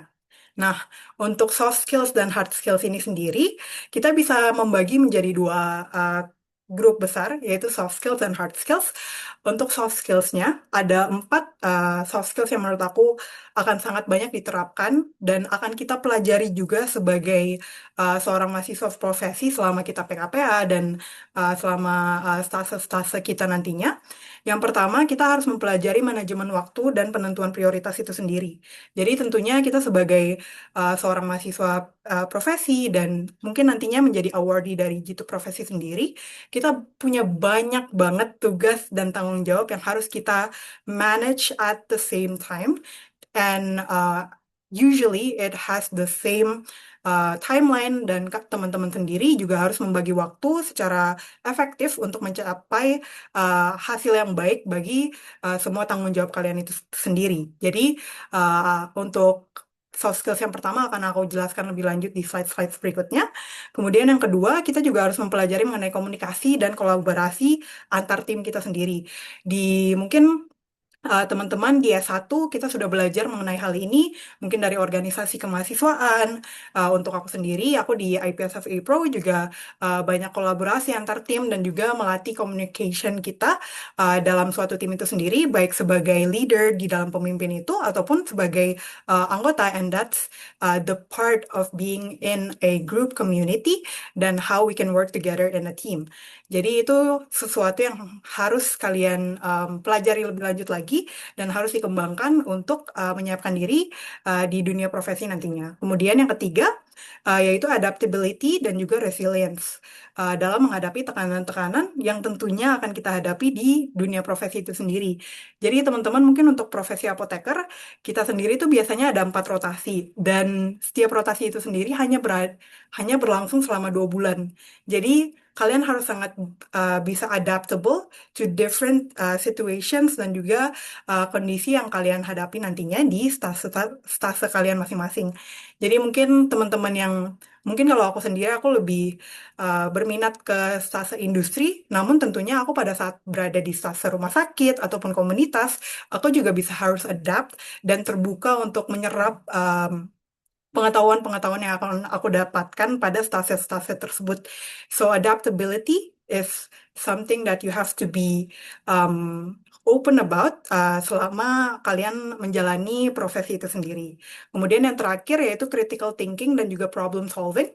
Hal ini sangat penting karena teman-teman mungkin di jenjang sarjana kita problem solvingnya mungkin dari soal atau dari pertanyaan dari dosen pada saat kita lagi presentasi. Namun di dunia profesi, problem solving kita itu langsung ke pasien. Mungkin um, di rotasi seperti rumah sakit, kita banyak visita ke pasien nih. Dan mungkin kadang pasien tuh ada masalah mengenai, mungkin ada gejala alergi terhadap obat itu sendiri. Kita harus tahu kira-kira bagaimana sih cara kita untuk mengatasi permasalahan dari pasien ini. Dan usually it's not the straightforward solution. Jadi kita mungkin kalau belajar dari S1, oh kalau alergi obatnya harus dihentikan dan bla bla bla bla. Namun di dunia profesi kita harus tahu bahwa kita berkolaborasi kembali lagi dengan profesi-profesi lain, di mana dalam kolaborasi tersebut kita harus berkomunikasi terlebih dahulu, dan hal-hal seperti itu juga harus kita pertimbangkan kembali dalam decision making kita untuk menyelesaikan masalah yang dihadapi oleh pasien itu sendiri. So in profesi menurut aku kita mempelajari dunia pekerjaan itu dengan lebih komprehensif dan tidak hanya melihat dari kacamata profesi kita saja. Kemudian dari hard skills kita juga ada 4 hard skills yang harus dipersiapkan di dunia profesi sendiri. Mungkin yang pertama kita harus menyiapkan kompetensi profesi sesuai dengan bidang studi kalian masing-masing. Jadi mungkin untuk teman-teman profesi apoteker, kita harus mempelajari mengenai rumah sakit, industri, mungkin dari sisi komunitas, di puskesmas dan juga apotek dan lain-lain. Mungkin untuk teman-teman kedokteran dan juga nanti teman-teman keperawatan juga berbeda, dan itu merupakan sesuatu yang kita mungkin sudah bawa dari jenjang S1 itu sendiri. Kemudian yang kedua yaitu project management di dunia kerja. Jadi teman-teman mungkin di perkuliahan kita biasa dengan mungkin tugas-tugas yang dalam satu mata kuliah hanya ada satu tugas untuk satu timeline tertentu. Namun kalau di dunia profesi sendiri, misalnya di industri kemarin, itu lumrah untuk mendapat misalnya 3 proyek yang berjalan bersamaan dan setiap proyek itu sendiri memiliki task and deadlines-nya masing-masing. Jadi di dunia kerja kita harus mempelajari cara bagaimana kita make sure bahwa setiap project yang kita tahan dapat berjalan dengan baik dan sesuai dengan task dan deadlines yang sudah ditetapkan oleh our preceptor atau um, our coach kita sendiri di PKPA itu sendiri. Kemudian yang ketiga, kita juga harus memiliki kemampuan pengolahan data dengan software. Jadi teman-teman di dunia kerja itu software and like Excel itu sangat digunakan. Jadi mungkin di S1 kita masih jarang nih mengolah data dan analyze data-data yang um, nantinya akan diterapkan di dunia profesi itu sendiri. Jadi teman-teman sekarang mungkin kalau ada waktu luang, it's a good thing to learn more about Excel karena selain di dunia profesi, di dunia pekerjaan pun akan sangat digunakan. Kemudian yang terakhir dari kemampuan berbahasa asing. Ini mungkin di luar PKPA ya teman-teman, tapi menurut aku kemampuan berbahasa asing sendiri akan membuka banyak sekali pintu bagi kalian baik dari segi sekarang di perkuliahan ataupun nantinya di dunia kerja atau mungkin mau lanjut S2 ke luar negeri, menurut aku memiliki kemampuan bilingualism is something that is really important sebagai hard skills kalian yang perlu dikembangkan karena dunia sekarang kita semakin global dan banyak sekali kesempatan yang terbuka di luar sana apabila kalian memiliki kemampuan bilingualism tersebut. Oke, next Kak Koi. Nah, teman-teman tadi udah ada soft skills dan hard skills yang kita perlukan di dunia profesi dan menurut aku sendiri dari YKK kita sudah sangat dibantu untuk mengasah hard skills dan soft skills tersebut, terutama dari sisi soft skillsnya dengan salah satu program mentoring Beyond Campus Mentoring YKK, di mana kita sebagai awardee dari Jitu Profesi akan menjadi salah satu mentor yang akan menjadi mentor yang membawahi empat menti lainnya di mana empat menti tersebut merupakan penerima beasiswa tahun pertama dari program Jitu dan juga Sehat YKK. Jadi menti-menti kita itu semua masih berada di jenjang S1 dan fokus dari program BCM sendiri yaitu untuk membantu teman-teman menti untuk beradaptasi dengan kehidupan perkuliahan yang mungkin sudah kita lewati sebelumnya. Dari BCM sendiri kita tuh ada 6 sesi mentoring di mana sesi-sesi tersebut berfokus terhadap topik seperti penentuan tujuan, decision making, manajemen waktu, dan juga networking dari teman-teman um, dari yang telah kita pelajari selama jenjang S1, kita bagikan ke menti-menti kita sendiri. Kemudian, untuk aku sebagai seorang mentor, BCM sendiri menjadi lingkungan yang sehat untuk saling mendukung satu sama lain dalam proses bertumbuh dan berkembang. Jadi, bukan hanya aku sebagai mentor untuk yang mungkin sharing mengenai pengalaman aku terhadap menti-menti aku sendiri, namun aku juga banyak belajar dari para menti dengan misalnya cara-cara mereka untuk time management dan juga bahkan goal setting mereka. Banyak sekali menti-menti aku yang punya mimpi yang sangat-sangat tinggi dan aku sebagai seorang mentor juga semakin terpacu untuk mempelajari lebih banyak dari mereka dan juga semakin terpacu untuk setting my goals to be higher and higher as well. Karena teman-teman aku yang menti-menti aku yang masih ada di jenjang S1 saja, mimpinya sudah sangat-sangat tinggi dan it really really gave me motivation to be as motivated as they are basically. Dan mungkin di sini teman-teman bisa lihat grup mentoring aku.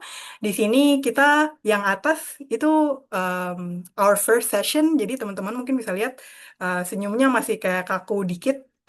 Yang di bawah itu udah sesi terakhir, jadi kita udah banyak berkembang dan banyak mengetahui satu sama lain juga. And it's really a good and safe, healthy environment for you to grow. Next, Kak Koi. Nah, program BCM sendiri waktu itu berlangsung selama aku sedang PKPA Industri di PT Bayer Indonesia di Depok.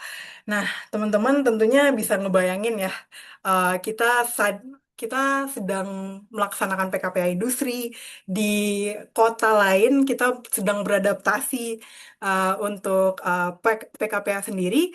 Namun di saat yang sama kita juga harus meluangkan waktu nih untuk menjadi seorang mentor dan membagikan pengalaman-pengalaman kita dengan teman-teman menti-menti kita sendiri. Di mana untuk BCM untuk programnya sendiri dilakukan mentoring setiap 2 minggu sekali yang dilaksanakan melalui Zoom selama 1 sampai 2 jam. Kemudian di antara sesi-sesi tersebut dilaksanakan weekly catch up, yaitu biasanya aku sebagai mentor menanyakan kembali kepada teman-teman menti kira-kira dari sesi kita yang sebelumnya kita sudah mempelajari apa dan apa persiapan kita untuk menghadapi nanti sesi selanjutnya yang akan kita ikuti di minggu depannya. Sesi ini biasanya dilakukan melalui WhatsApp dan untuk persiapan sesi mentoring melalui Zoom, biasanya aku mengambil waktu kurang lebih 3 jam untuk mempersiapkan PPT dan juga melakukan persiapan presentasi untuk mentoring aku sendiri. Kemudian untuk weekly catch up, pada umumnya aku menyiapkan waktu 1 atau 2 jam untuk kira-kira drafting nih chat yang aku mau bagikan ke teman-teman sendiri seperti apa dan nanti kira-kira games yang akan kita lakukan di WhatsApp chat kita itu seperti apa. Nah, mungkin teman-teman di sini bisa ngelihat ada foto aku pas di PT Bayer, kemudian ada juga nih foto makan-makan sama teman-teman. Karena in the end of the day, even though kita punya profesi dan even though kita ada kewajiban sebagai mentor di YKK, namun we have to prioritize ourselves as well. Dan teman-teman harus really make that a priority, that your well-being is also very, very important. Karena walaupun kalian sebagai seorang mentor, kalian juga harus nih melihat diri kalian sendiri dan memastikan bahwa your health and well-being is being taken care of. Next, Kak Koi. Nah, kalau dari aku sendiri, gimana sih caranya untuk manage my time during this period? Nah, yang pertama, aku selalu menjabarkan dan menetapkan prioritas-prioritas aku, baik dari prioritas aku di PKPA, di industri, kemudian my task sebagai seorang mentor di BCM sendiri seperti apa, dan juga task-task aku di organisasi itu juga seperti apa. Setelah menjabarkan semua task yang aku miliki, aku biasanya akan kuadrankan task-task tersebut menggunakan Eisenhower Matrix. Eisenhower Matrix itu membagi semua tugas-tugas kalian menjadi 4 kuadran yang akan aku jelaskan lebih lanjut di slide berikutnya. Kemudian setelah kalian menjabarkan dan menetapkan prioritas dari setiap kewajiban kalian, kalian akan melakukan plotting waktu dengan yang pertama melakukan estimasi waktu terlebih dahulu. Kira-kira setiap task yang akan kalian lakukan tuh memakan waktu berapa lama. Jadi misalnya aku tadi untuk persiapan sesi mentoring aku menggunakan 3 jam. 3 jam tersebut akan aku plotting jadwalnya di kalender aku tiap hari dan tentunya akan aku laksanakan. Kemudian yang terakhir kita harus melakukan evaluasi berkala setiap minggu dari plan yang sudah kita jadwalkan tadi. Jadi teman-teman setelah melakukan penjadwalan, kemudian teman-teman sudah melaksanakan jadwal tersebut, tentunya pasti akan ada perubahan along the way. Jadi evaluasi itu sangat penting. Jadi selain evaluasi setiap minggu, kalian juga harus melakukan prorenata. Prorenata itu apabila perlu. Jadi bila kalian merasa mungkin jadwal ini nggak akan work nih dengan deadline baru yang ditambahkan mungkin dari preseptor kalian di industri, maka kalian harus melakukan adjusting dari jadwal itu sendiri. Next, Kak Koi. Nah, ini mungkin beberapa tools yang aku gunakan untuk time management aku sendiri. Jadi yang pertama, teman-teman tadi aku sudah sharing dikit soal Eisenhower Matrix. Yang pertama kuadrannya ada urgent and important. Untuk urgent and important, you should always do it as soon as possible. Jadi ASAP karena urgent, jadi kalian harus lakukan dengan cepat dan important hal ini penting untuk kalian. Kemudian kuadran yang kedua, kuadran important but not urgent. Jadi karena important, tentunya task ini harus dilakukan, namun karena tidak urgent, kalian bisa melakukan scheduling task tersebut untuk dilakukan di waktu yang lain. Kemudian kuadran yang ketiga yaitu urgent but not important. Jadi sesuatu yang wajib kalian lakukan nih dalam waktu yang cepat, namun sebenarnya tidak sepenting itu dan tidak se-impact itu ke kalian sendiri. Jadi untuk task-task yang ada di kuadran ini, kalian bisa mendelegasikannya ke orang lain. Bisa meminta bantuan mungkin dari teman kalian atau mungkin dari keluarga kalian sendiri. Kemudian yang terakhir yaitu kuadran not important and not urgent. Karena tidak penting dan tidak urgent, you have to delete it from your schedule untuk membuat waktu bagi tas-tas kalian yang lainnya. Nah, setelah kalian memiliki kuadran task tersebut, kalian dapat menjabarkannya di Google Task kalian nih.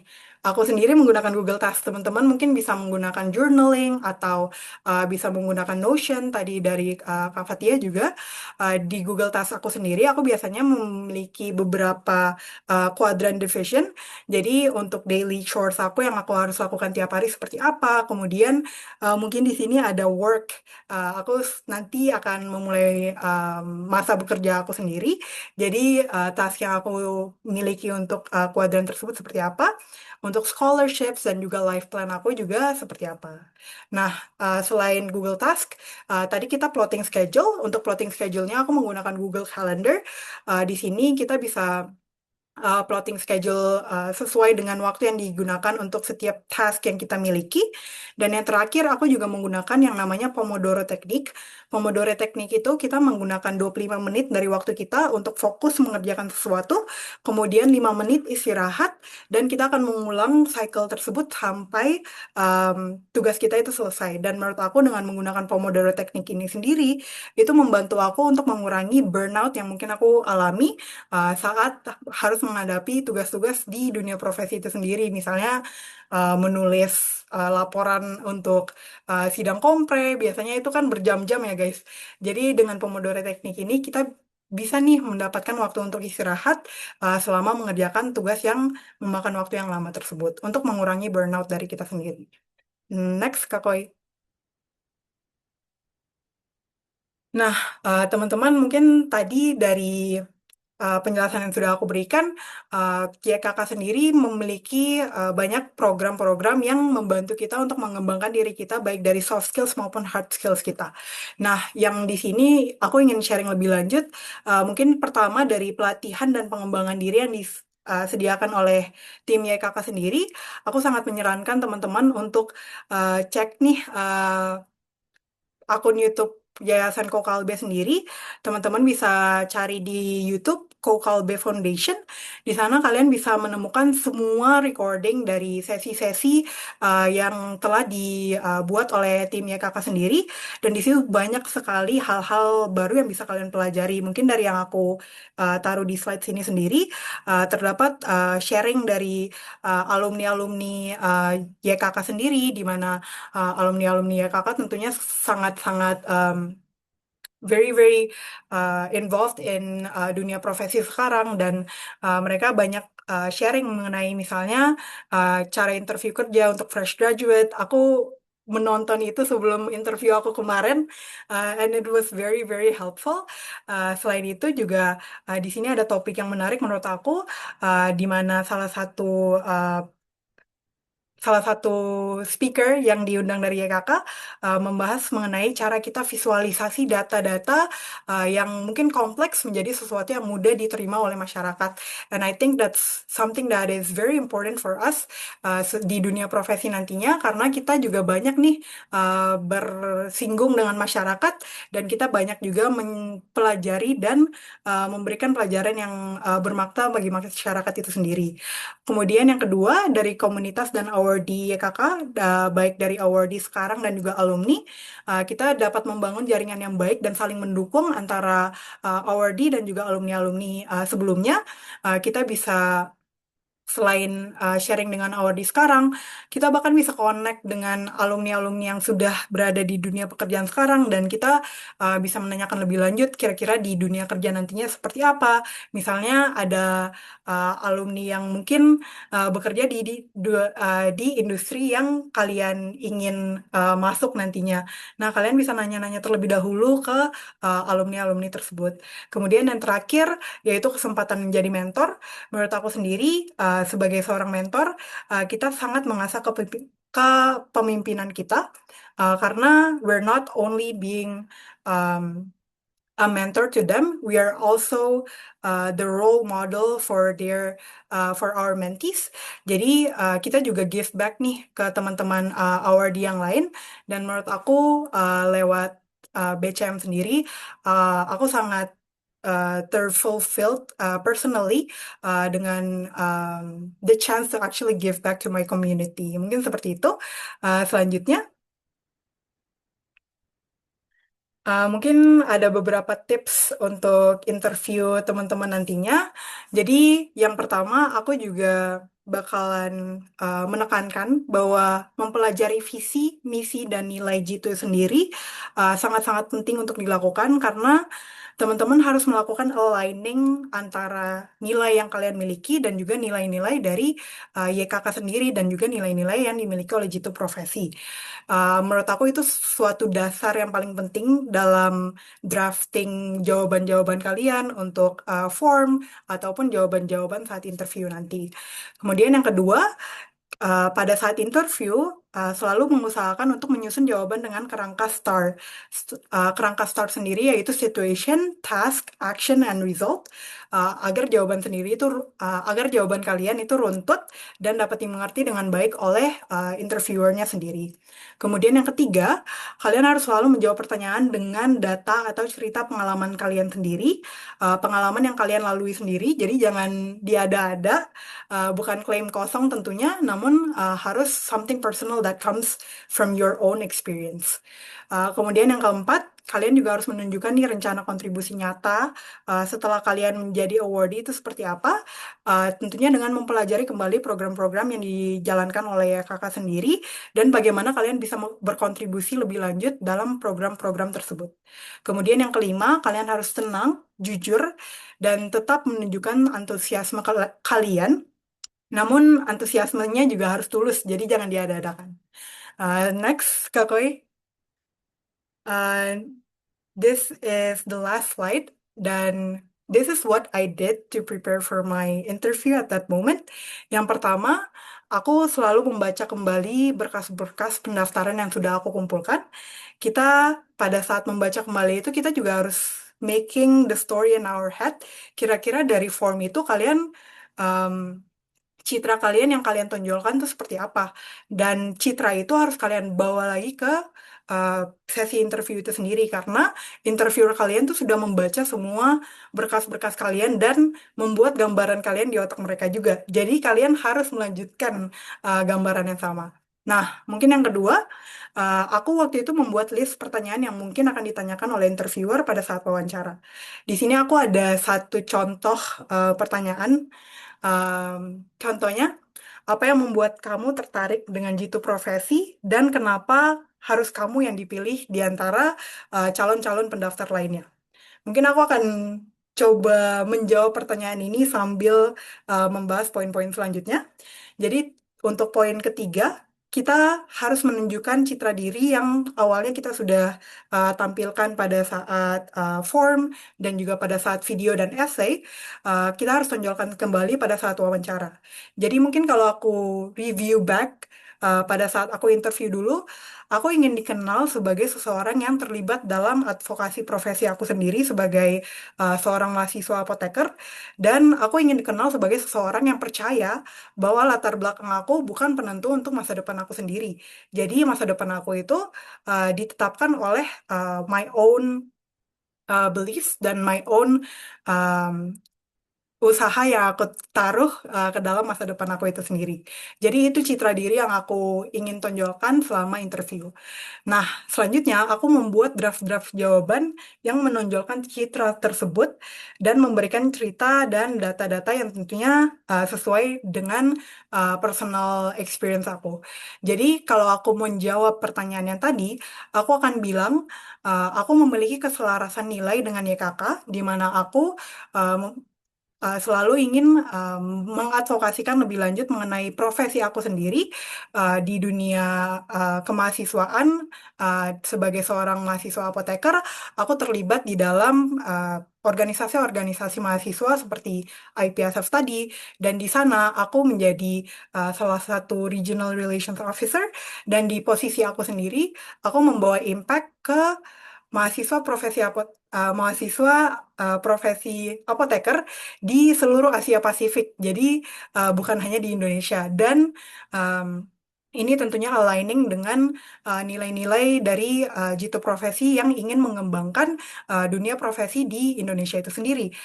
Di sini aku ingin menjadi bagian dari Jitu Profesi karena aku juga ingin give back to my community di Indonesia dan di daerah 4T itu sendiri. And that's why I feel like I am a perfect match for Jitu Profesi. And that's how I would craft my answers untuk pertanyaan yang tadi. Nah, teman-teman tentunya memiliki cerita dan nilai-nilai yang kalian pegang sendiri. Jadi kalian harus menggali itu terlebih dahulu sebelum kalian melakukan drafting jawaban-jawaban untuk template-template soal atau pertanyaan yang mungkin datang dari interviewer kalian. Kemudian, apabila kalian sudah membuat drafting jawaban tersebut, kalian harus mock interview dengan teman atau keluarga kalian sendiri. Dan pada saat mock interview tersebut, usahakan kalian menyampaikan ke mock interviewer kalian bahwa buatlah pertanyaan-pertanyaan baru dari jawaban kalian. Jadi, because we never know, pada saat interview itu, interviewer selalu mendengar jawaban kalian dan memberikan pertanyaan susulan dari jawaban tersebut. And that's why mock interview itu sangat-sangat penting agar kalian mendapatkan feedback dari orang lain, dan feedback itu dapat kalian gunakan untuk mengembangkan persiapan kalian untuk interview kalian nantinya. I think that's all for me. Next, Kak Koi. Oke, mungkin last penutup untuk teman-teman sendiri. As I've said before, it's never too late to start. Jadi teman-teman mungkin sekarang yang masih dalam proses persiapan bisa fokus untuk menyelesaikan sisa-sisa persiapan yang harus dilakukan. Apabila ada pertanyaan dan lain-lain, bisa langsung contact me personally dan juga teman-teman lainnya di Jitu Profesi sendiri, and we would love to help you guys untuk menjadi bagian dari Jitu Profesi itu sendiri. Terima kasih. Oke, thank you banget. Luar biasa, Kak Evelyn untuk sharing-sharingnya. Nah, mungkin aku ini nih mau ngingetin lagi ke sahabat kakak semua. Tadi kan Kak Evelyn bilang ya, oh sebelum wawancara tuh aku harus baca lagi gitu kan semua berkas-berkas yang aku udah buat gitu ya dan lain-lain. Jadi mungkin kalau misalnya itu memang teman-teman pada saat mendaftarkan diri untuk beasiswa apapun ini ya, untuk beasiswa apapun ataupun juga nanti untuk kerja dan lain-lain, teman-teman harus melihat itu satu sebuah kesatuan ya. Saat mendaftar, teman-teman nggak boleh nih apa yang ditulis di formulir beda sama CV, beda lagi sama apa yang ada di esai kamu gitu ya. Nanti pas lagi wawancara beda lagi. Nah, itu udah akan sulit nih. Ini beneran gak sih? Padahal kan tujuan dari setiap seleksi itu ada tujuannya masing-masing ya, teman-teman. Kalau pendaftaran ya tentunya sesuai dengan persyaratan. Lalu ini ada nggak sih komitmen dan potensinya gitu ya, dilihat dari track record kalian. Kalau wawancara seperti yang Kak Evelyn ini tadi juga sampaikan, kita pengen pengen mengecek gitu, ini beneran gak sih Evelyn gitu ya, Nicole Ilman yang sesuai dengan pendaftaran yang sudah di-apply sebelumnya. Jadi setuju banget sama Kak Evelyn, intinya teman-teman saat persiapan pendaftaran, mau wawancara, berapapun harinya ya, kalau Kak Evelyn ini late comer tadi bilangnya ya, ternyata baru dapat info 5 hari sebelum penutupan gitu ya. Jadi ini buat teman-teman yang di sini mudah-mudahan juga apa masih ada waktu gitu ya. Kalau kalau di sini 6 hari ya sekarang per hari ini. Jadi Kak Evelyn bisa menyelesaikan juga. Nah, semoga teman-teman juga di sini yang hadir bisa juga menyelesaikan ya. Dan yang paling penting teman-teman itu otentik, jujur sama diri sendiri, jujur sama pada saat teman-teman melengkapi semua persyaratannya dan kejelasan dari kontribusinya apa sih gitu ya. Dan balik lagi teman-teman ini akan leading sih ya ke pertanyaan yang udah muncul di wawancara nih kayaknya. Jadi sekali di wawancara di kolom chat gitu ya. Jadi aku akan sekalian nih panggil Kak em, Fatihah juga kali ya buat kita sekarang tuh tanya jawab. Thank you Kak Evelyn dan bareng Kak Evelyn juga tentunya. Nah, buat teman-teman yang mungkin punya pertanyaan-pertanyaan tentang apapun gitu ya, profesi, pendidikan profesi maupun juga proses pendaftaran gitu di Jitu Profesi, teman-teman bisa langsung drop aja di kolom chat ataupun bisa raise hand bagi teman-teman yang mau langsung interaksi. Oke, nah ini ada pertanyaan pertama, mungkin di sini teman-teman juga masih bertanya-tanya nih ada dari Kurnia Soleha dari NTB. Izin bertanya Kak, menurut Kakak bentuk kontribusi konkret seperti apa yang dianggap realistis namun berdampak bagi reviewer YKK untuk jenjang profesi? Oke, ini ada dua bagian ya pertanyaannya. Jadi ngomongin kontribusi konkret. Nah, selain itu dari nilai-nilai jitu, apakah ada nilai tertentu yang menjadi prioritas utama penilai saat meloloskan peserta? Oke, nah mungkin aku akan tanya dulu nih, kasih kesempatan buat Kak Fatihah untuk yang kontribusi konkret. Mungkin kakak bisa sharing nih pengalaman kakak juga, nanti mungkin Kak Evelyn juga bisa nambahin. Gimana Kak Fatihah? Oke, Kak Hoy, terima kasih banyak ya sama untuk kesempatannya. Eh, ini Kurnia Solehah dari NTB. Hai Kurnia, makasih banyak untuk pertanyaannya. Jadi pertanyaannya itu tentang gimana sih kontribusi konkret yang dianggap realistis tapi berdampak ke reviewer ya kakak gitu. Kalau berdasarkan dari pengalaman aku kemarin, bentuk kontribusi konkret kita itu adalah being a mentor. Jadi kita itu dan memang ini berdasarkan pengalaman aku wawancara juga, aku kebanyakan ditanya apakah aku memang benar-benar punya pengalaman teaching atau pengalaman mentoring sebelumnya, apakah benar-benar punya dampak dalam hal tersebut. Jadi menurut aku suatu kontribusi yang konkret itu adalah dalam hal mengedukasi kalau untuk dari YKK menyesuaikan juga dengan nilai-nilai dari YKK gitu ya. Kita bergerak untuk memajukan pendidikan bagi perempuan-perempuan di Indonesia Timur dan Indonesia lainnya gitu. Kalau dari aku sih mungkin berdasarkan pengalaman aku ya Kak, kontribusi konkret yang aku rasakan kemarin berdasarkan apa yang aku udah lewati itu kayak gitu. Oke, thank you Kak Fatihah. Kalau dari Kak Evelyn ada nambahin mungkin? Baik, kalau mungkin dari aku, kalau tadi Kak Fatia fokusnya ke mentoring, kita juga bisa fokus ke program-programnya kakak lainnya. Jadi teman-teman setelah menjadi awardee dari G2 Profesi, kita juga nanti akan menjadi bagian dari ekosistemnya kakak as a whole. Dan di YKK banyak sekali chances untuk jadi interning di YKK, kemudian bahkan menjadi host untuk webinar-webinar yang dilaksanakan oleh timnya kakak sendiri. Jadi teman-teman kalau mungkin pada saat sarjana mungkin sering jadi MC atau sering terlibat dalam kepanitiaan dan ingin terlibat lebih lanjut di dalam YKK, tentunya akan banyak chances untuk kalian menjadi bagian yang aktif di dalam ekosistem YKK sendiri. And that's one thing you can actively contribute in sebagai awardee dari Jitu Profesi nantinya. Mungkin Nah, seperti itu, Kak. oke, thank you Kak Fatihah dan Kak Evelyn. Setuju banget. Jadi reviewer nih profesional, maksudnya profesional di bidangnya kesehatan nih teman-teman. Untuk jitu profesi. Karena balik lagi jitu profesi ini kan sudah mendalam ya teman-teman ya.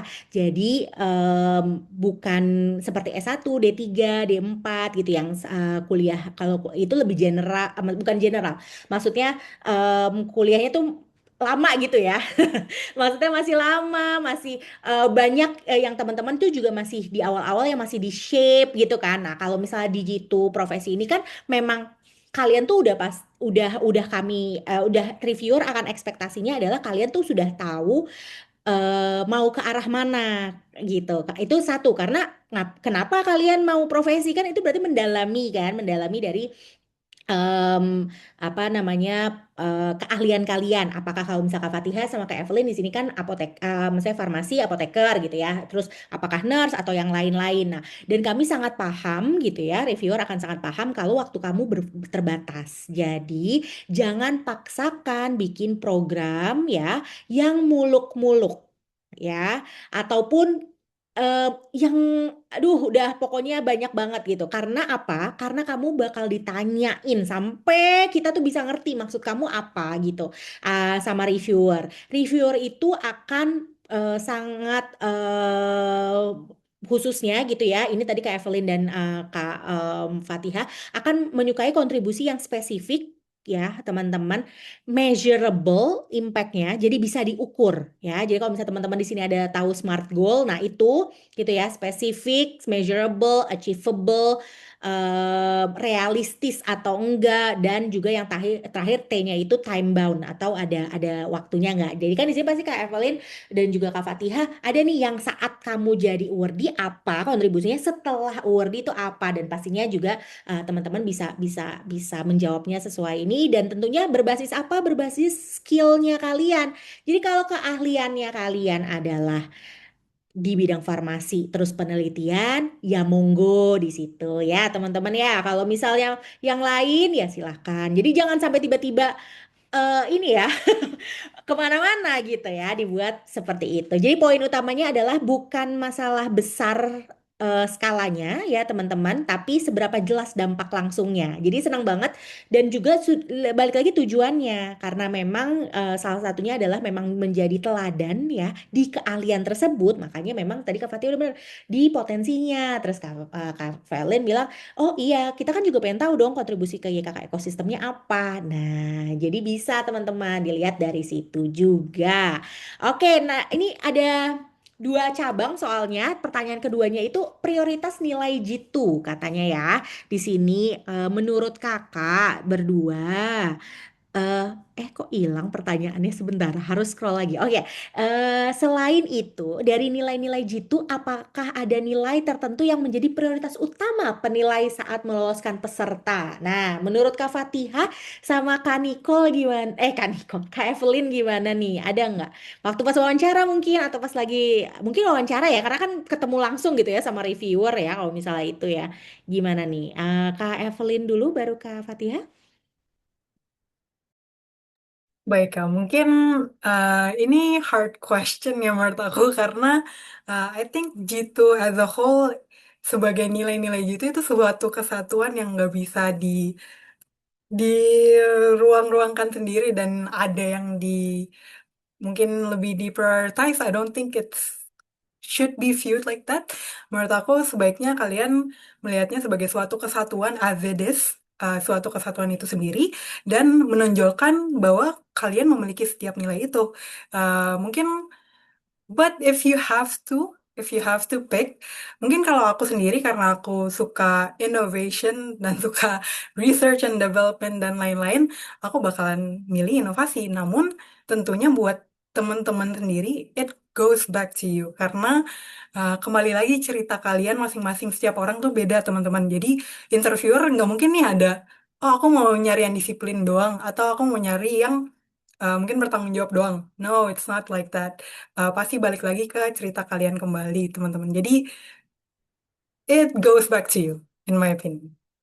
Oke, Seperti thank itu. you Kak. Kalau Kak Fatihah gimana nih dari pengalamannya? Eh, Sebenarnya aku setuju banget ya sama Kak Evelyn ya Kak Hoy. Kalau misalkan nilai jitu itu shouldn't be viewed like that. Kita nggak boleh lihat nilai jitu itu beda-beda gitu. Nilai jitu itu adalah suatu kesatuan di mana memang sebagai seorang pendaftar kita menyiapkan semua nilai-nilai itu. Tapi sama seperti Kak Evelyn, kalau misalkan aku mau milih, aku tuh milih memprioritaskan tanggung jawab.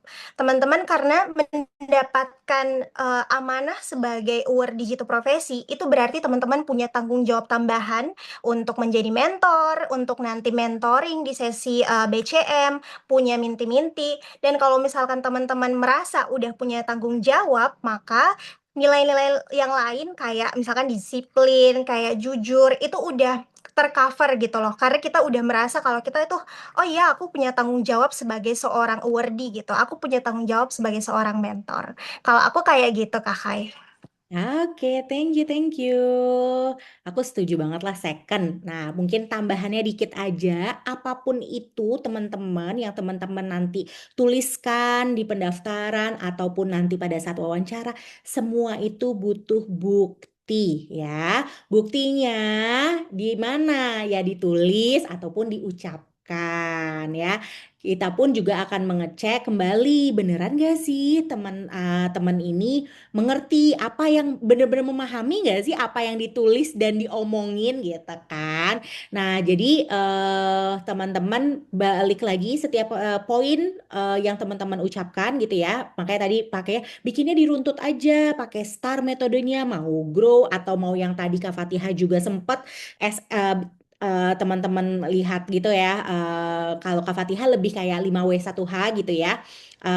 Itu juga boleh banget gitu ya. Apapun itu, tapi yang penting teman-teman bisa membuktikan gitu ya, uh, berikan spesifik contoh ataupun pengalaman kalian yang bisa meyakinkan reviewer gitu.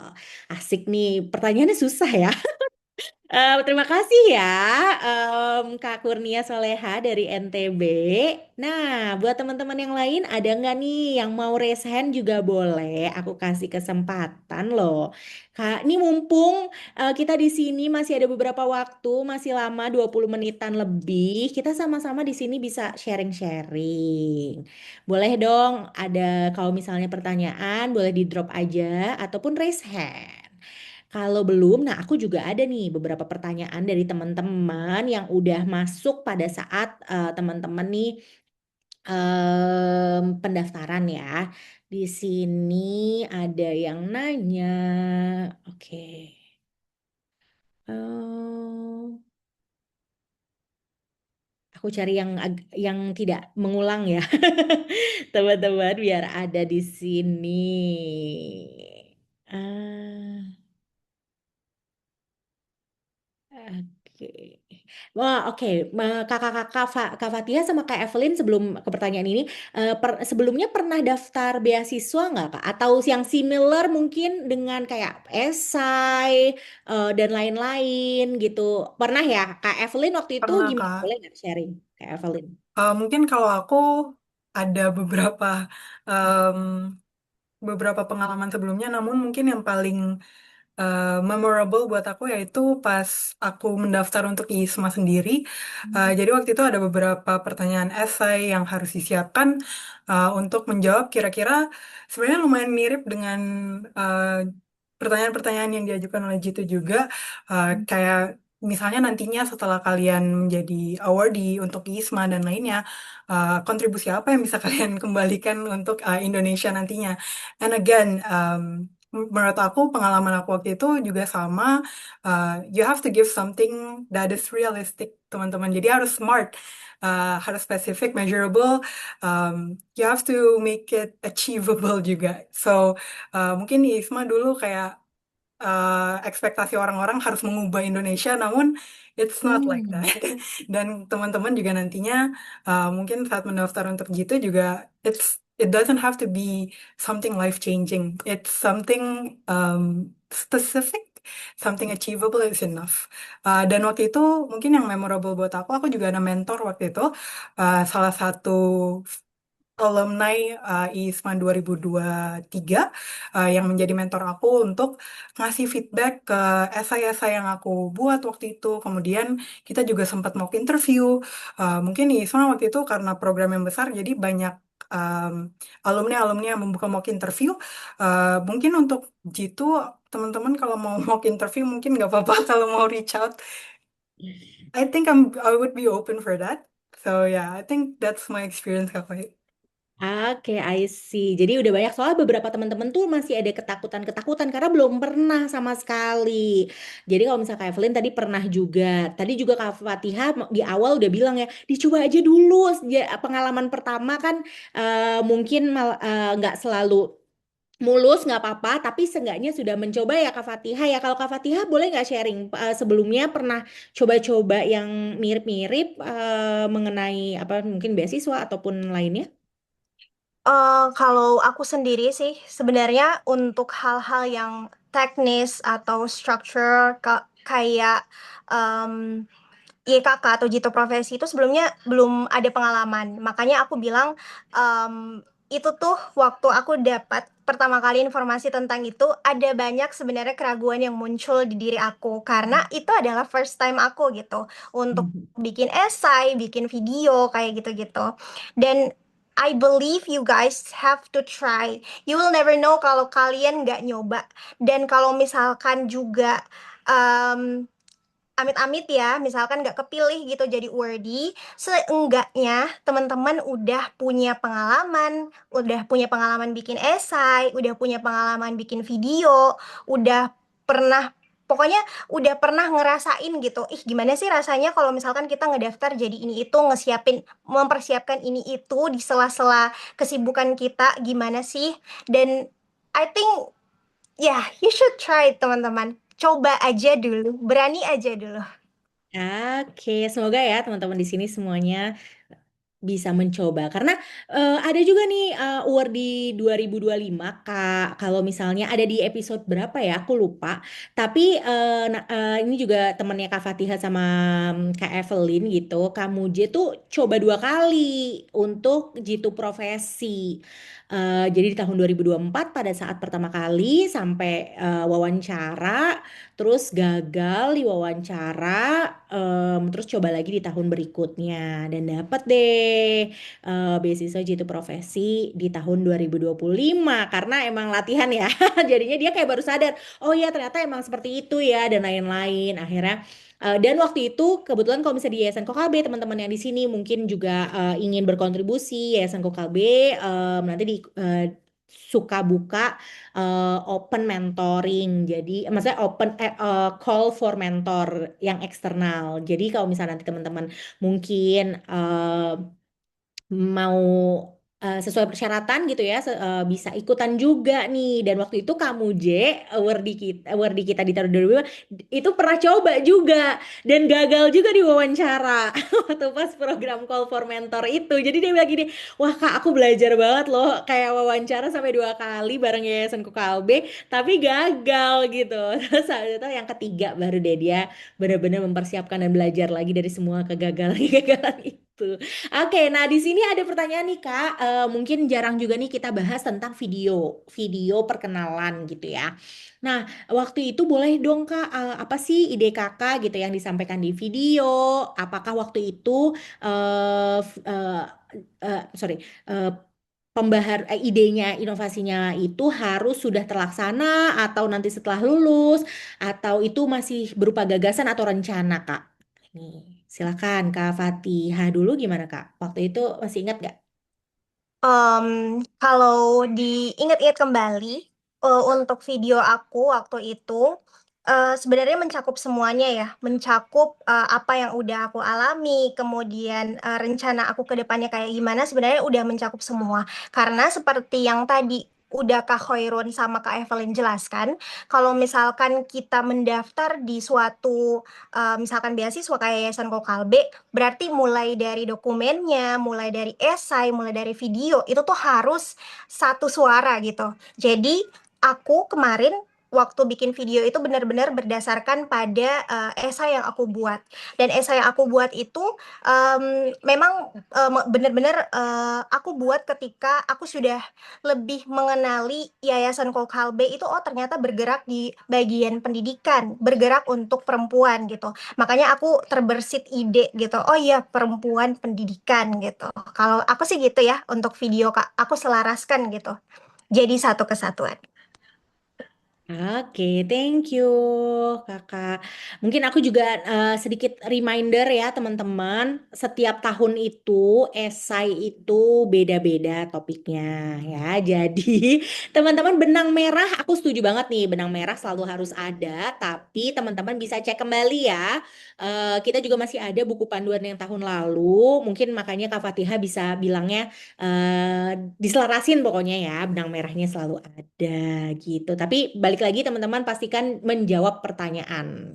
Nah, kalau Kak Evelyn gimana nih pengalamannya? Oke, kalau mungkin kalau buat aku jujur rada lupa ya Kak.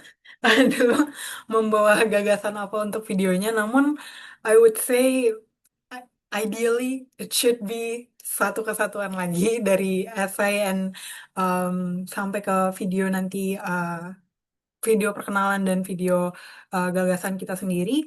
And I think selain mungkin dari nilai-nilai kakak sendiri, kita juga again menonjolkan nilai-nilai yang kalian punya, teman-teman. Misalnya kalau teman-teman ada keinginan untuk give back, uh, misalnya dulu, seingat aku kayaknya aku membawakan mengenai apoteker tanggap bencana kalau nggak salah, and that is still one of my dreams to do. Teman-teman juga bisa membawakan soal itu karena again that's one of the values you have. Dan selama value itu masih sejalan dengan YKK, it's feel free to share about it di video kalian nantinya. So I think that's my answer, Kak.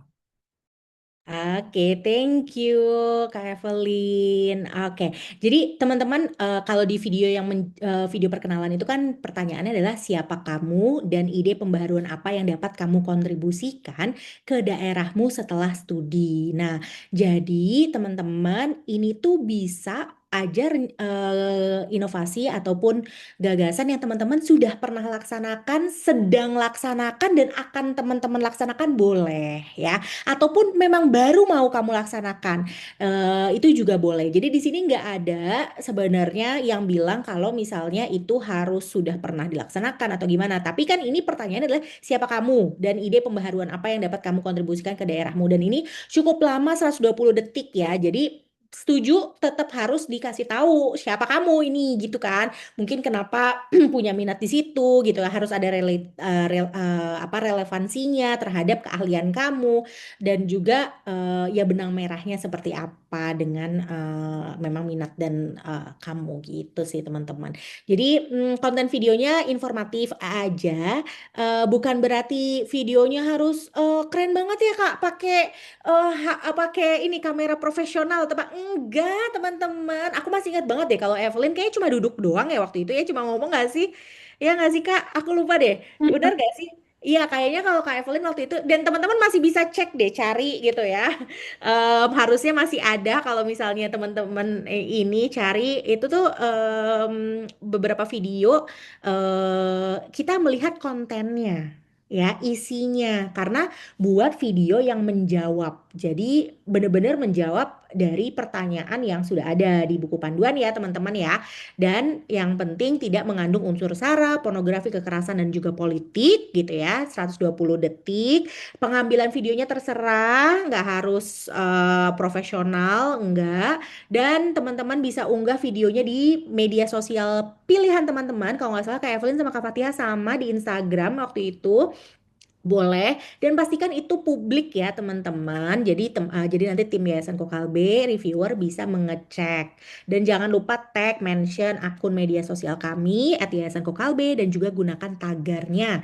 Ya, tagarnya itu Yayasan Kokalbe, terus beasiswa Jitu Profesi dan juga tagar Jitu Profesi 2026 gitu teman-teman. Jadi nggak harus, aduh Kak aku nggak bisa nge apa tuh namanya ngedit keren-keren, nggak usah teman-teman, yang penting tuh kita pengen melihat teman-teman berbicara melalui video tentang memperkenalkan diri kamu dan juga ide kamu, pembaharuan kontribusi di daerahmu setelah studi. Gitu.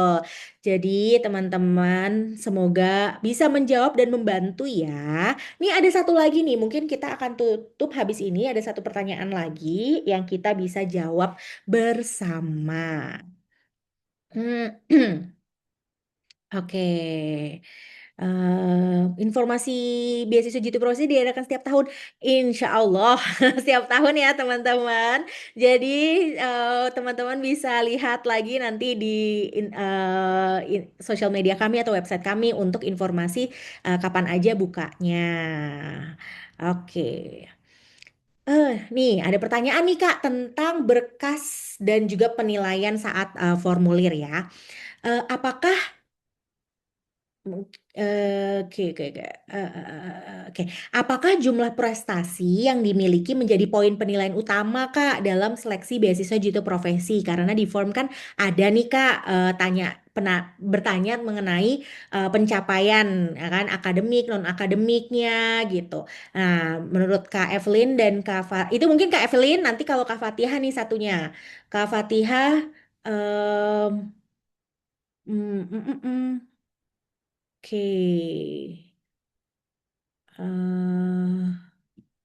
Sebentar, satu lagi. Hmm.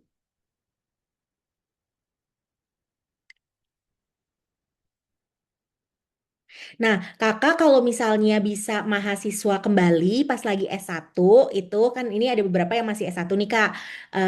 Mahasiswa semester awal gitu, kira-kira aku kok aku lebih baik aktifnya apa aja ya Kak pas lagi kuliah biar kuliah S1 biar nanti bisa mempersiapkan aku untuk profesi. Nah, itu oke.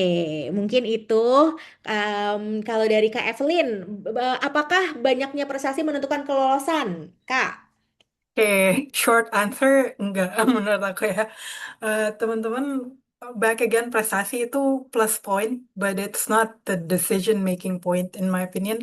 Karena kembali lagi kalian teman-teman coba menjadi kayak membayangkan diri sebagai interviewer dan membayangkan diri sebagai assessornya. Would you pick someone yang mungkin prestasinya uh, 30 uh, tapi mungkin nilai-nilainya nggak sejalan dengan ya kakak. Dan ada satu lagi calon yang mungkin prestasinya 3, 5, tapi nilainya sangat-sangat sejalan dan they truly know what ya kakak is about. Of course, teman-teman pasti milih calon yang mengenal ya kakak kan. Karena in the end of the day, alignment nilai itu lebih penting daripada mungkin background yang kalian bawa masing-masing. Karena di sini ya kakak tujuannya itu untuk mengembangkan diri kalian lagi teman-teman. Jadi kita bukan cuma memilih siapapun yang paling berprestasi di antara semuanya, namun pastinya siapapun yang ingin berkembang dan of course grow within the YKK ecosystem. So yeah, that's my answer, Kak Koi. Oke, jadi bukan berapa banyaknya secara kuantitas ya, tapi lebih ke kualitasnya. Jadi, balik lagi teman-teman, dibaca kembali persyaratan umumnya buat teman-teman. Di situ ada kita juga menanyakan teman-teman punya pengalaman mentoring ataupun mengajar dan ini boleh kegiatan formal maupun non formal. Terus aktif terlibat di organisasi riset atau lomba atau aktivitas pengembangan diri. Jadi karena kami sadari juga teman-teman kalau prestasi atau pencapaian akademik kan nggak semuanya ya memang apa ya memang mengejar itu gitu. Nah, tapi bisa juga dengan teman-teman punya keterlibatan dalam organisasi masyarakat ataupun organisasi lain itu juga bisa. Ya, jadi setuju teman-teman sama yang Kak Evelyn bilang. Nah, yang ini pertanyaan oh. Oke, ini mau tanya ke Kak Fatihah kalau boleh tahu teaching assistant kakak masukkan ke prestasi or just being experience? Oke, jadi tadi sempat ada pertanyaan juga sebelumnya Kak Khoi, kalau misalkan balik ke mahasiswa lagi, apa sih yang mau dipersiapkan gitu untuk ke Hmm. jenjang profesi? Kalau menurut aku, yang teman-teman harus persiapkan itu adalah sesuaikan dengan minat teman-teman, karena masing-masing, misalkan dari kalau misalkan teman-teman ikut magang itu tuh memang benar-benar kita akan lakukan pada saat kita PKPA. Kemudian kalau misalkan teman-teman ikut organisasi, oh berarti kita akan pakai teknik-teknik gimana caranya kita berkolaborasi antar tim kayak gitu. Jadi perlu lagi menyesuaikan dengan minat teman-teman semua. Dan kalau berdasarkan pengalaman aku kemarin di S1 itu kebanyakan ikut organisasi dan kepanitiaan. Jadi aku biasanya banyak bersinggungan tentang kolaborasi antar tim kayak gitu-gitu. Dan ya, back to yourself lagi teman-teman. Menyesuaikan dengan minat teman-teman gitu. Oke, tapi biar tahu sukanya apa harus dicoba nggak sih? Ya kan, Kak Ih, Evelyn? benar, benar, benar banget Kak Menurut Koi. Kak Fatihah, jadi di awal tuh malah tahun malah kita harusnya sibuk apa sih Kak? Tahun pertama kah? Tahun kedua? Benar. Tahun pertama ya, dari tahun pertama teman-teman dicobain dulu sukanya apa sih, ikut organisasi yang seperti apa. Karena ada organisasi yang memang mungkin nggak akan membantu kamu untuk nanti apa di karir kamu ke depannya gitu ya. Jadi perlu teman-teman memang selektif akan pemilihan keterlibatan teman-teman gitu ya, apakah itu di masyarakat ataupun apa namanya di kuliah. Nah Kak, sorry, ini Kak Fatihah ada satu lagi pertanyaan dari Mudiatul Tauhik dari Makassar. Mau tanya Kak Fatihah, kalau boleh tahu teaching assistant Kakak masukkan ke prestasi or just experience? Mungkin ini maksudnya di CV TV kali kali ya. ya. Ha, boleh silakan Kak. Oh, kalau aku sendiri untuk teaching assistant itu masuknya di experience ya, karena kalau untuk prestasi itu sebenarnya dia ada maturity-nya, dia diukur dengan apakah kamu mendapatkan juara atau enggak kayak gitu. Jadi kalau teaching assistant itu lebih masuk ke bagian experience sebagai pengalaman kamu aja kalau kamu pernah teaching, kalau kamu pernah punya pengalaman yang mirip seperti mentoring kayak gitu. Yes, dan boleh banget ya teman-teman kalau misalnya modelnya itu kerelawanan. Jadi kayak ngajarnya mungkin ngajar teman-teman SD ataupun SMP, adik-adik lah ya, ataupun juga di kampus gitu ya, dan lain-lain itu juga boleh bisa termasuk juga. Wah, pokoknya nggak, pokoknya ini kalau misalnya nanya-nanya pasti banyak banget soalnya sebenarnya pertanyaan masih banyak. Ini aku pilih yang belum dijawab sama kakak-kakak sebelumnya di episode lainnya. Semoga teman-teman semua, sahabat kakak semua yang ngikutin ngopi di episode kali ini merasa terbantu juga. Dan aku mau ingetin lagi ke teman-teman semua untuk coba daftar walaupun tinggal 6 hari lagi ya. Silakan teman-teman cek di sini ada buku panduan dan juga link pendaftarannya. Teman-teman bisa scan ataupun langsung aja ke apa namanya di Google langsung dimasukin gitu ya URL webnya atau jangan lupa juga teman-teman bisa bergabung di WhatsApp channel Yayasan Kokalbe untuk dapetin informasi-informasi terbarunya. Nah, aku Kak Evelyn dan juga Kak Fatihah senang banget kalau misalnya teman-teman bisa ngasih saran dan masukan buat ngopi ini karena kalau misalnya banyak gitu ya makin ini kita bisa memperbaikinya untuk next session.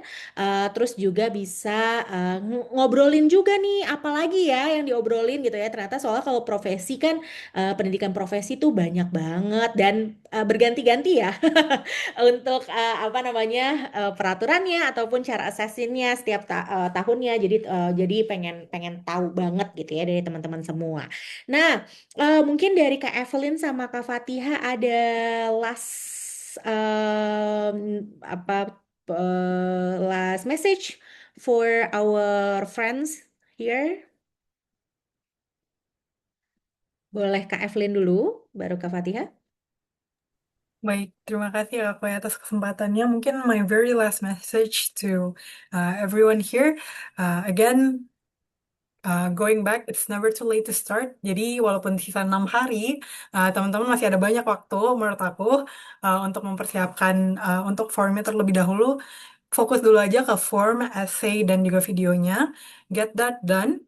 And once you get that done, baru fokus ke wawancara. Jadi, um, teman-teman yang mungkin masih ragu-ragu, set aside ragu-ragunya, coba dulu aja, take the chance, who knows, mungkin tahun depan kalian yang ngisi ngopi. Jadi teman-teman coba aja, and ya, semangat, tanya-tanya kalau mau ya, nanti di IG atau di sosial media lain. Yes, thank you Kak Evelyn. Silakan Kak Fatihah. Oke, kalau last word dari aku, teman-teman mungkin beberapa dari teman-teman punya mendaftar di menjadi award digital profesi itu merupakan pengalaman pertama yang mirip seperti aku ya case-nya. Jadi aku cuma mau bilang teman-teman don't be scared, just try it. Kalau kamu dapat, seperti kata Kak Evelyn, mungkin tahun depan kamu yang bakalan ngisi ngopi di sini. Tapi kalau misalkan nggak rezeki, it's okay. Berarti kamu udah banyak belajar. Berarti kamu udah 50% lebih maju dari diri kamu yang kemarin. Which is very good for your own self gitu. Kalau aku gitu Kak Hai. Semangat teman-teman, bisa kontak-kontak Hmm. kami ya. Boleh di Instagram boleh, di mana aja boleh. Kita nggak gigit kok guys. Kita ngejawab pertanyaan kalian bener-bener tulus dan mau help you guys, oke? Oke kalau gitu. Dan nggak berasa banget nih sahabat kakak kita udah 2 jam kita ngopi bareng dan dapat banyak banget ilmu dari kakak-kakak luar biasa hari ini. Dan sebelum kita berpisah, kayaknya wajib banget ya kita abadikan sesi foto bersama kita hari ini. Jadi buat teman-teman yang bisa on cam silahkan ya, yang belum bisa nggak apa-apa juga. Halo Nur Adina dari Kalimantan Tengah, ada Katiara dari Sulteng dan lain-lain juga. Oke, aku pandu ya teman-teman semua. 3, 2, 1. Oke, satu kali lagi. Oke, 1, 2, 3. Oke, terima kasih banyak Kak Evelyn dan Kak Fatihah atas sharingnya hari ini. Terima kasih juga untuk Yayasan Kokalbe dan seluruh sahabat kakak yang sudah hadir dan berproses bersama kita malam hari ini. Semoga semua yang hadir bisa mendaftar Jitu Profesi 2026 dan bisa lolos dan meraih mimpinya jadi apoteker, nurse dan lain-lain ya pokoknya gitu ya. Saya Koirun pamit undur diri, tetap semangat, jaga kesehatan dan sampai jumpa lagi di kesempatan lainnya. Terima kasih banyak. Terima kasih.